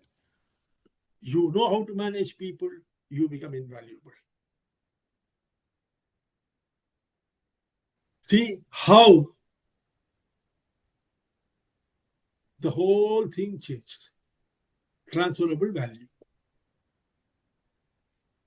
That brings us to the modern age experiential value. 1960 onwards, service economy, tourism. Commoditization of product became common. Experience became the differentiator. You started talking about user experience. How it was discovered, people prefer restaurants not just for food, but ambience. Theme parks created emotional memories. Impact, experience economy, brand differentiation, emotional design. Example, Disneyland, Starbucks experience. All these became common. Then you come to inspirational value. 1980 onward, media, leadership, storytelling boom. People sought meaning, motivation, personal success. How it was discovered, companies noticed inspired employees perform better, people followed motivational leaders. Gallup polls played a big role in it. They defined what is known as the employee engagement. Impact, leadership development, self-help movement, vision-driven cultures. Greatest example, Steve Jobs' keynote speeches and Mandela's inspiring unity speech. Finally, you come to transformational value. 2000 onwards, coaching, behavior change, personal growth. People wanted deep shifts, not small improvements. They were in a hurry to achieve something. How it was discovered, workshops, mentors, therapy, digital content transformed lives. Personal development industry, life coaching, organizational transformations. Yoga transforming mental health, coaching transforming careers. All these worked in a big way. The evolutionary journey of value turns value from theory into a living, breathing force that shapes every aspect of human life. When you see value as a living entity, you understand why it grows, declines, mutates, or sometimes disappears. Like any organism, value responds to stimuli. It adapts to environments and requires constant nurturing. We are entering into the third and by far the most critical layer of value understanding. The first thing we need to appreciate is value evolves over time. Value is never static.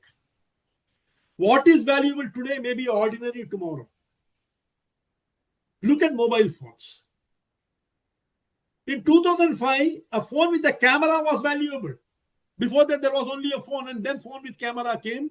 It was valuable. By 2010, value had evolved into smartphone with multiple apps.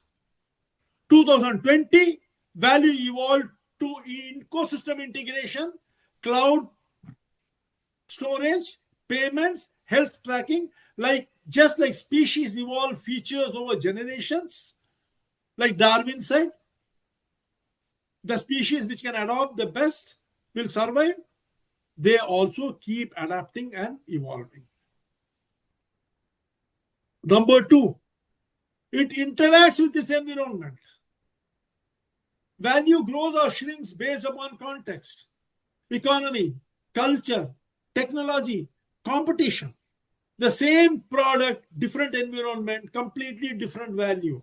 Just like plant grows differently in sunshine versus shade, value interacts with its surrounding. An umbrella, in a rain, it tells a different story. In sun, it is used for a different purpose. And in the beach, it has an entirely different purpose. It builds new capabilities, meaning value doesn't evolve, it adds new features. Just think of the WhatsApp which we use every day. It started as a messaging app, then it introduced voice calls, Then came video calls. Today you can make payments, do business, and there is also channels in it. Each new capability increases value to user and business. Like a living organism developing new skills for survival, value expands its capability base. It develops complexities.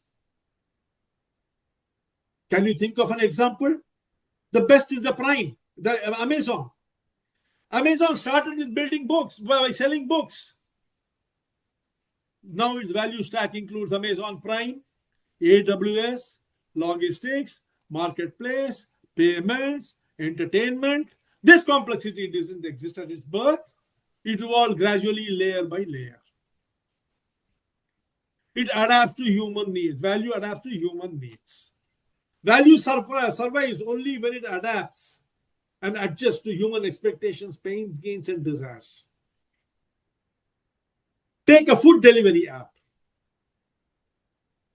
Food delivery app started off with a need for convenience.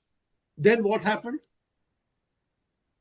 Tracking, real-time tracking came. Then multi-queue sign. Then hygiene rating. If you didn't adapt to changing customer psychology, you would die. Just like organisms adapt to changing human behavior. It collapses if it is mismanaged. Even strong value can die. Can any one of you give me an example?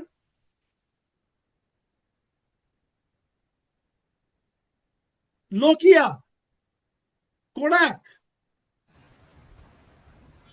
Nokia was once the richest mobile company in the world, but it ignored market signals, dismissed smartphones, mismanaged internal culture, stuck to outdated value. Within 5 years, its value collapsed completely.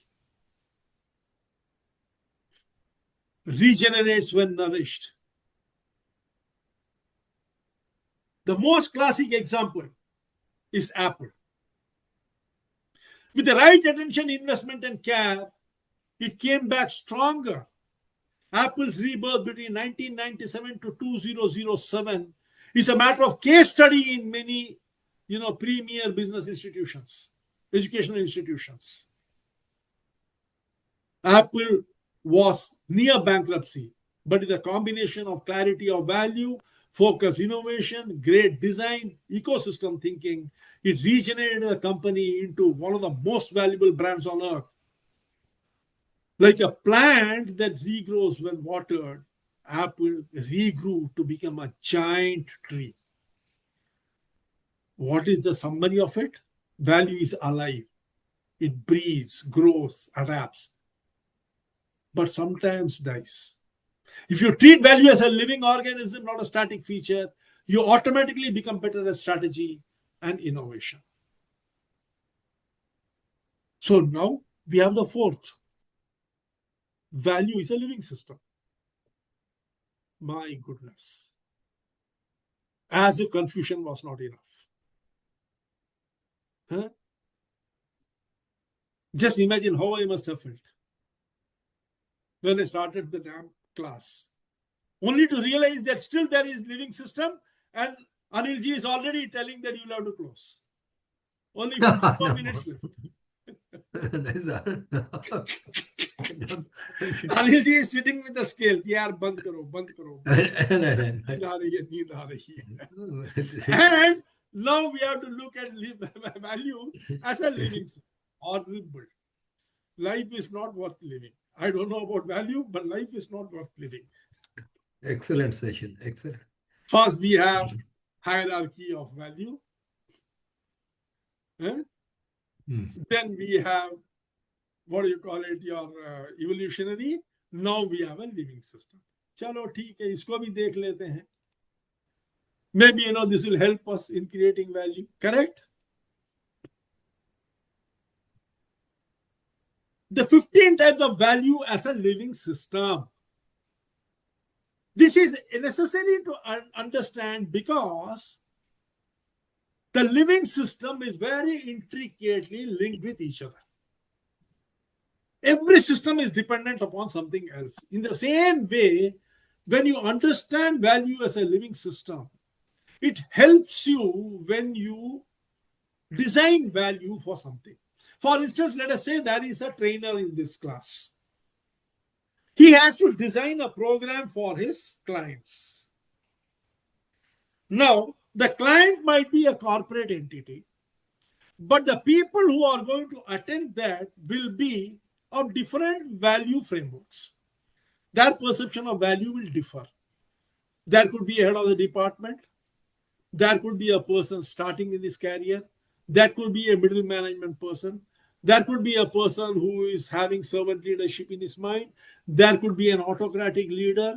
There could be a democratic leader. There could be many different types of people in the class. And this person has to create a program for them. How does he do it? If we were to understand value as a living system, it will become very easy for him, because he will be able to link each one to the other and deliver a program which will be effective for all of them. First, functional value is the skeleton.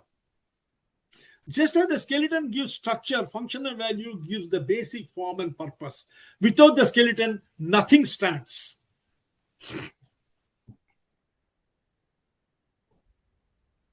Emotional value is the heart. Like the heart drives life, emotional value drives customer decision, loyalty, bonding. A value system without emotion is dead. Please remember one thing: decisions are taken with the heart and justified by the mind. But remember, all decisions are taken with the heart only. This is proved conclusively. So if you are going to ignore the emotional value, the product, services, or relationship is dead. May his soul rest in peace. That's all. Social value is the community around the organism. Every human depends on a community. So does every product, leader, or idea. Social value shows how the world responds to you. Just imagine. All along, we were thinking social value is how the world sees us because of it, right? Suddenly, the thing has got flipped. Social value is how the world responds to you. So where do you need to work? You need to work on yourself.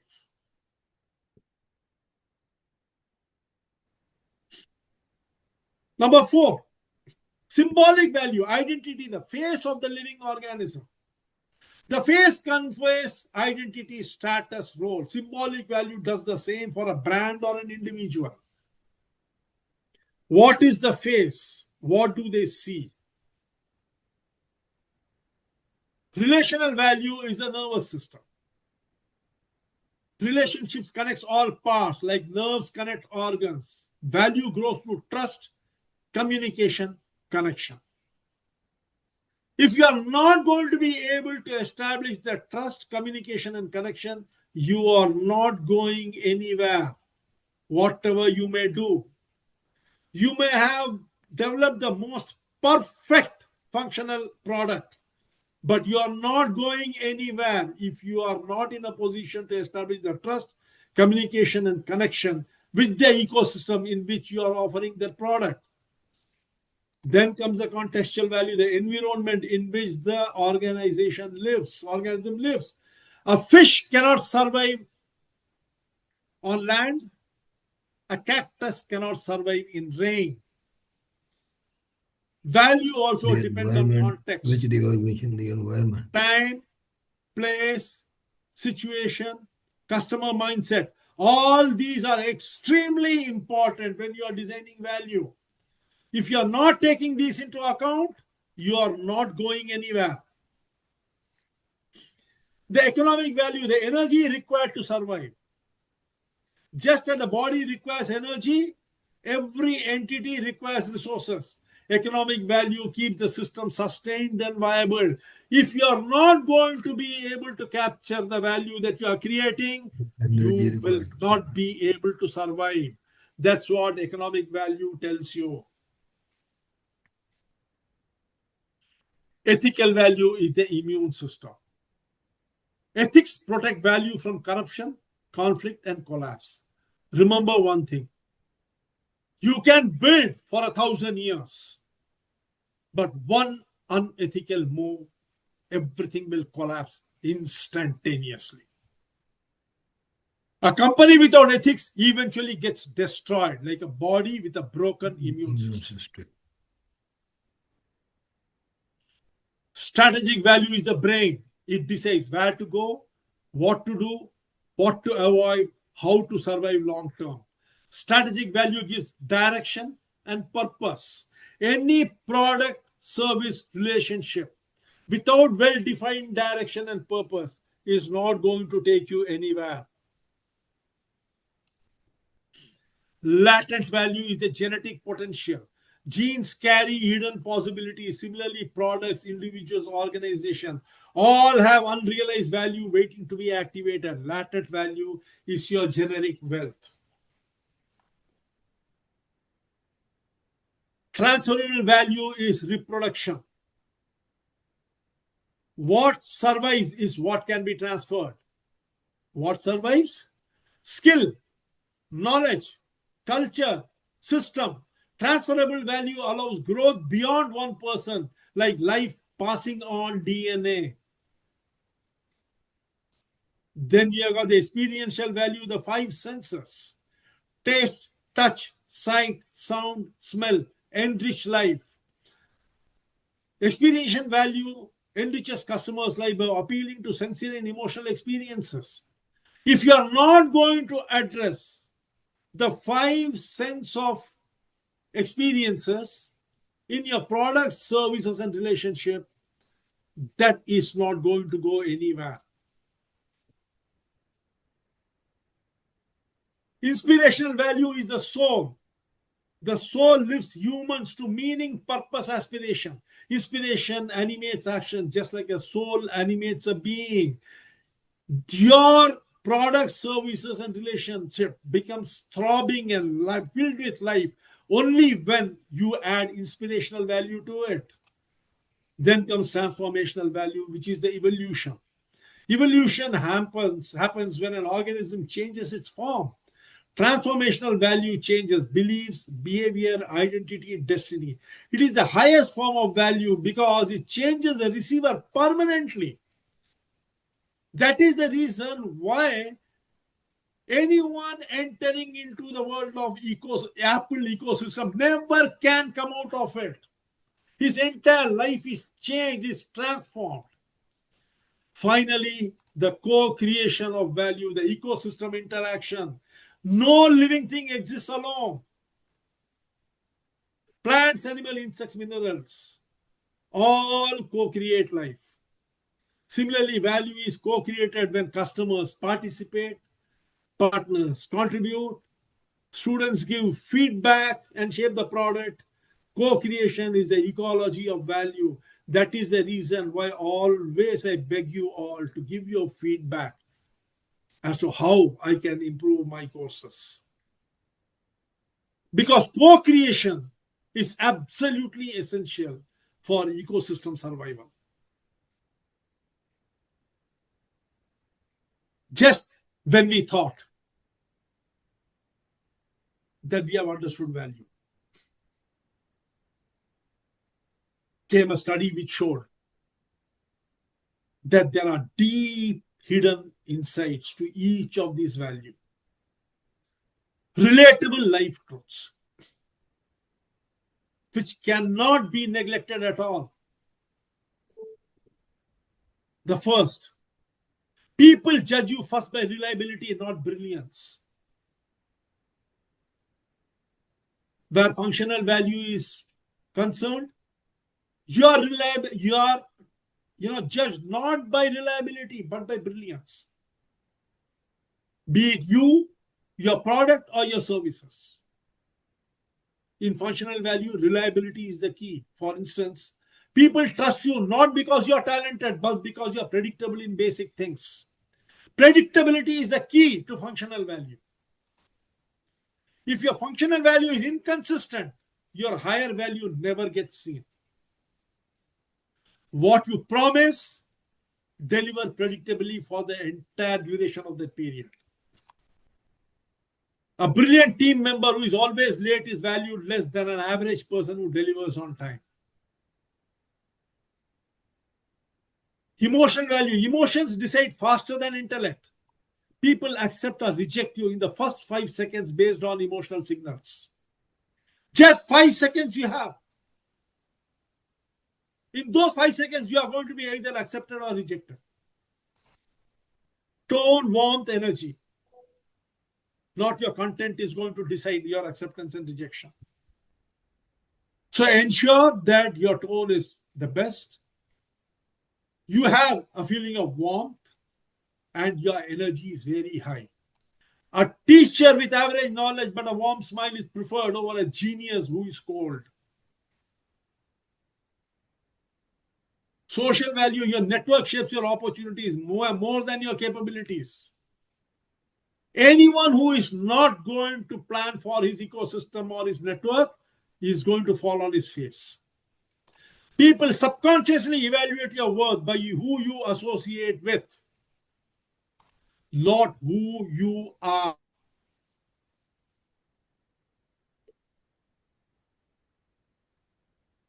Our credibility increases when an influential person speaks positively of you, even if nothing about you has changed. That is the value of social value. People treat you based on the symbols you carry. Symbols, title, brands, appearances, backgrounds activate mental shortcuts in others' minds. Wearing a doctor's coat makes patient feel relieved even before treatment because the coat is there.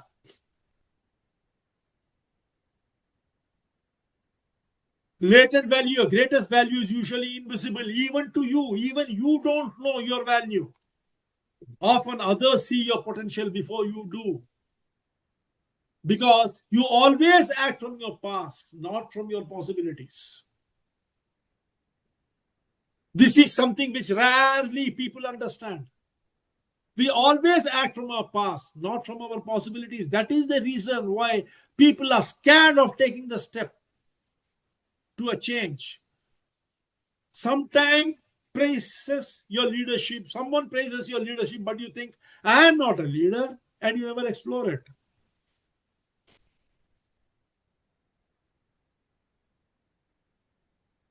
Transferable value. What you teach becomes more valuable than what you know. Your ability to transfer your knowledge or skill determines your legacy. How much you can transfer your knowledge or skill, not your ability to perform them. Please understand that. Just because you can do something good, you're not going to be, creating a legacy. When you teach becomes more valuable than what you do or know. That is when the transferable value kicks in. A good coder influences one project. A good coding teacher influences 10,000 projects. Co-created value multiplies when ego reduces. Your value doubles the moment you stop trying to own it and start creating it with others. A partnership grows exponentially when both sides drop the need to be the smart one. Contextual value, the same you has different value in different rooms. Value is not in the person, it's in the situation. A skill is useless in one context, becomes priceless in another. A person who is unimportant in a corporate meeting becomes the hero when the office Wi-Fi crashes. Experiential value, people never remember what you did, only how they felt with you. Your long-term value in relationship is stored in emotional memory, not in factual memory. What you remember is the emotion of an incident, not the facts. You forget the exact words of a friend, but never forget how they made you feel during a crisis. Money flows to clarity, not talent. People don't buy the most talented, pay the most talented person. They pay the person who clearly communicates the value they provide. This is why value demonstration and value messaging is very important for value capture. A less knowledgeable consultant who communicates sharply earns more than a brilliant one who cannot articulate impact. A single unethical act destroys 10 years of value. Ethical breaches have a multiplier effect. One wrong act erases all accumulated trust. A contractor may have delivered 20 successful projects, but a single cheating incident can cause the client ties forever. Strategic value, your current value depends upon what you prepared for years ago. Strategy is invisible value. Small decisions today dramatically shape your future value. A person who reads 30 minutes daily becomes the smartest person in the room 5 years later. Relational value is your relationship or an invisible bank account. You withdraw support, goodwill, and opportunities based on deposits you made over time, sometimes unknowingly. A colleague whom you helped years ago suddenly becomes the person who saves your job. Inspirational value, people rise to the level of the person they admire. Your ability to inspire others silently raises their capability and therefore increases your value to them. A mentor's belief in you makes you attempt things you never thought you could do. Transformational value happens quietly, then shows suddenly. People think transformation is a big event, but it is tiny daily shifts. That accumulates until one day you are unrecognizable. You start walking 10 minutes a day. Years later, your health, mindset, and identity have changed. Friends, you have all been very patient. So what I'm going to do is, I'm going to give you the value blueprint as a takeaway from this. How you can enhance your value. Because many of you might not be attending the 39 classes which are going to follow.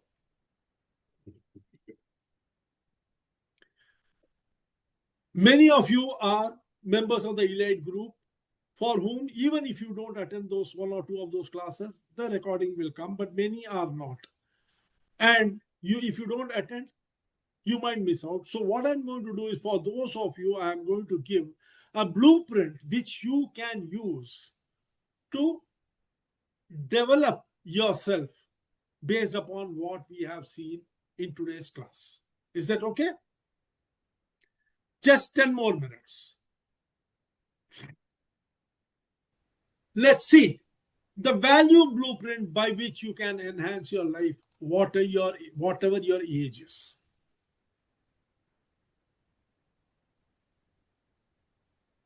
Number one is the first place, stability and reliability. How to establish stability and reliability. Functional value, fix the basic. Choose one habit that increases reliability. Wake up at the same time. Remember one thing, these things if you do, automatically your value system will change. This is what research has shown. What is that one daily habit that you can do to increase your reliability? Wake up daily at the same time. Deliver the work which you're supposed to do. Deliver 10% earlier. Supposing you have to deliver the work at 4 o'clock, try to deliver it at 3:50. Keep one promise per day. At least one promise per day. This will reorganize your subconscious. And your first impression value will rise dramatically.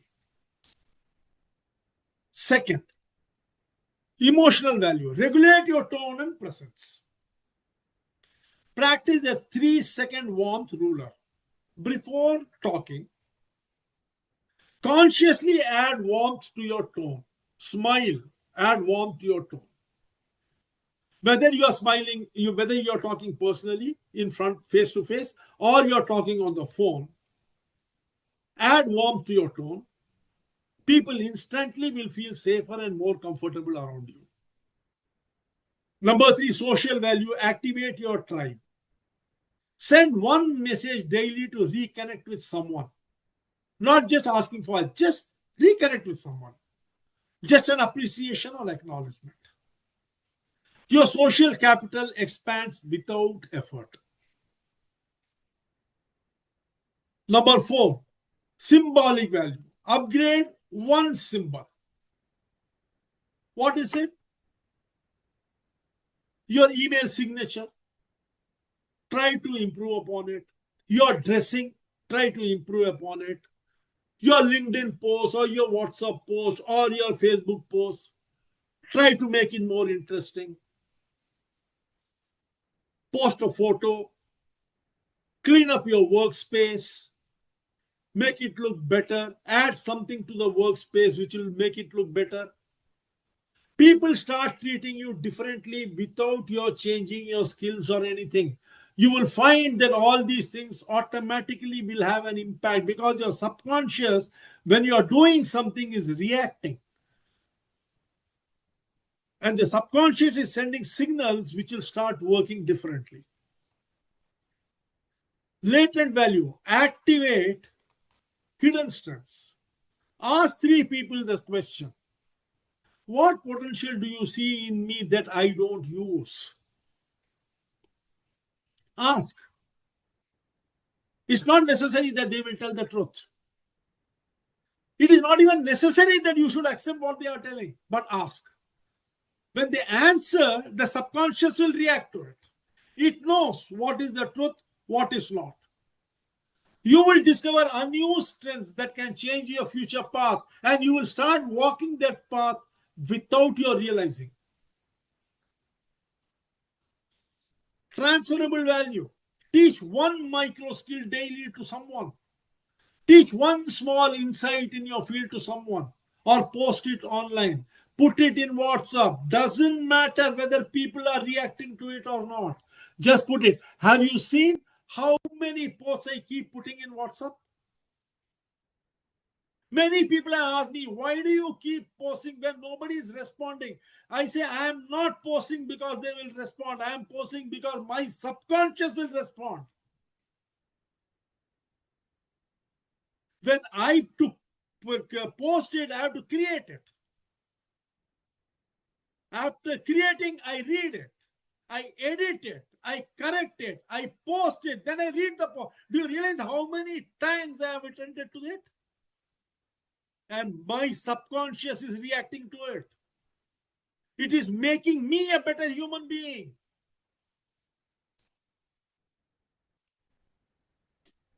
Transferable value. Teach one micro skill daily. You become a source of value, not just a consumer. In this world, when people are consumers, you become a source of value by doing this. Co-created value. Start a collaboration ritual. Daily action. Ask one person daily, what can I do to help you succeed today? You become a value multiplier. People want to work with you. They start working with you one by one. Every drop adds to the ocean. Contextual value. Enter new rooms. Do one activity outside your normal environment. Attend a webinar. Join a new group. Visit a new department. Talk to someone in a new industry. Your dormant value will wake up. All that which was dormant within you will wake up. Enter a new room. And as you find yourself in a new context, a new you will wake up. Experiential value. Enhance the way people experience you. Apply the 3% improvement rule. Make every interaction 3% better through better listening, better tone, better clarity, better energy. People remember how you made them feel, and things will improve. Economic value. Articulate your worth in one single sentence. Write down, I help, dash, achieve, dash, by, dash. I help Anil Ji achieve speaking mastery by explaining language to him or something like that. Show the economic value that you contribute. People finally understand what they can pay you for, and money will start flowing in. Money will not come to you just by asking. Money will come to you only when you start giving economic value to them. Ethical value. Do one integrity action per day. Perform a small ethical act that no one sees. Admit a mistake. Give honest feedback. Keep a promise. Avoid shortcut. Your trust score increases invisibly. Strategic value. Make one long-term improvement. Prepare to become a higher value future version of yourself. Strategic value. Choose one 20-minute daily ritual that compounds. Reading, skill learning, writing, practicing a craft. These 20 minutes per day will result in a massive shift 5 to 10 years down the line. Relationship value. Deepen one key relationship. Ask one question today. What do you need from me that I haven't been giving? Your relationship strengthens dramatically. For every individual you are associated with, ask the question, what does that person need from me that I haven't been giving? This will tell you what the person wants and what you need to do. Inspirational value. Become a role model in one dimension. Pick one aspect. Maybe calmness, discipline, gratitude, confidence, compassion. Becomes someone people look up to naturally in at least one of these areas. Start with the people closest to you. Then keep expanding outside. Finally, transformational value. Rewrite your identity story. Write this daily in your journal. The person I am becoming is. Then finish it with 3 sentences. Your identity begins shifting permanently. Please remember one thing. When you are doing this, you are tuning your subconscious. And you are the subconscious. 99% of the time, we are on autopilot, in the control of the subconscious. Once you start tuning the subconscious, your world starts revolving the way you want it to. Because after all, value is what makes the world go round. And when you have decided to shape your world, everything will start going your way. Thank you, friends. Anil Ji missed it by 15 minutes. Thank you. I love it, sir. ये नहीं है. Thanks a lot, sir. Thanks a lot. मैं इसलिए कह रहा हूँ भाई आप भी you are also human being भाई आप बहुत ज्यादा करेंगे थक जाते होंगे. अरे बहुत थक जाते हैं यार. Because it is okay, 2 hour, 2.5 Now, hour. the next class is on 16th, that is employee engagement's final class. Then 20th is our second class on value functionality. From there, we will start creating each and every value, how to create it. Okay, it will have multiple layers, but then it will all be application oriented. It is not going to be theory oriented. Now, let me show you just a minute.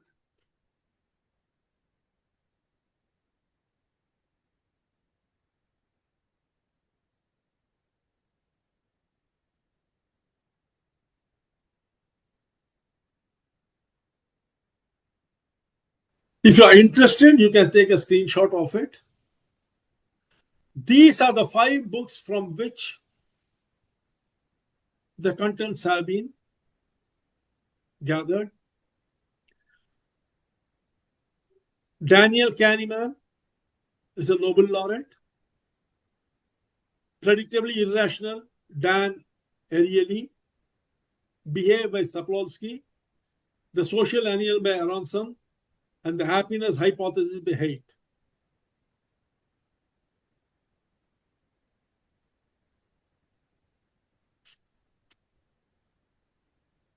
Just take a screenshot. Don't have to write down, Goswamiji. Yes, sir. We did. Yes, sir. Okay? Yes, You sir. can Yeah, take- go and read those books.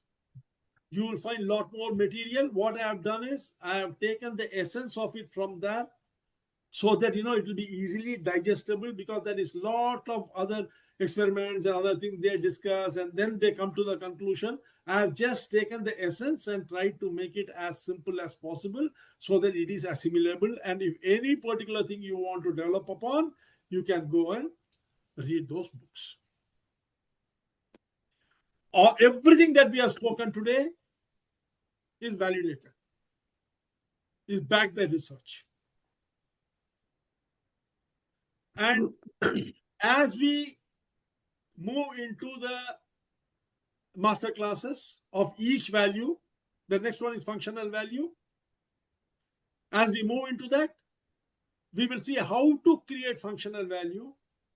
What really is functional value? What do we understand by functional value? What do we have to work on to improve the functional value of a product, service, or relationship? Okay? Yeah, any questions? Okay, sir. Thank you. Now, one small request, if it is okay with you all, please post your feedback of the session in the group so that more people will understand what they are missing when they are not attending these sessions.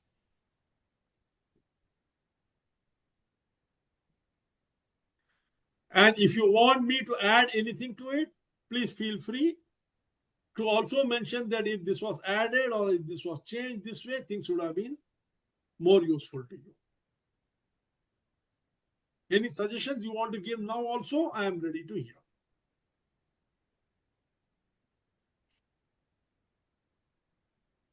Habib sir. Arunji, Amali. fantabulous session.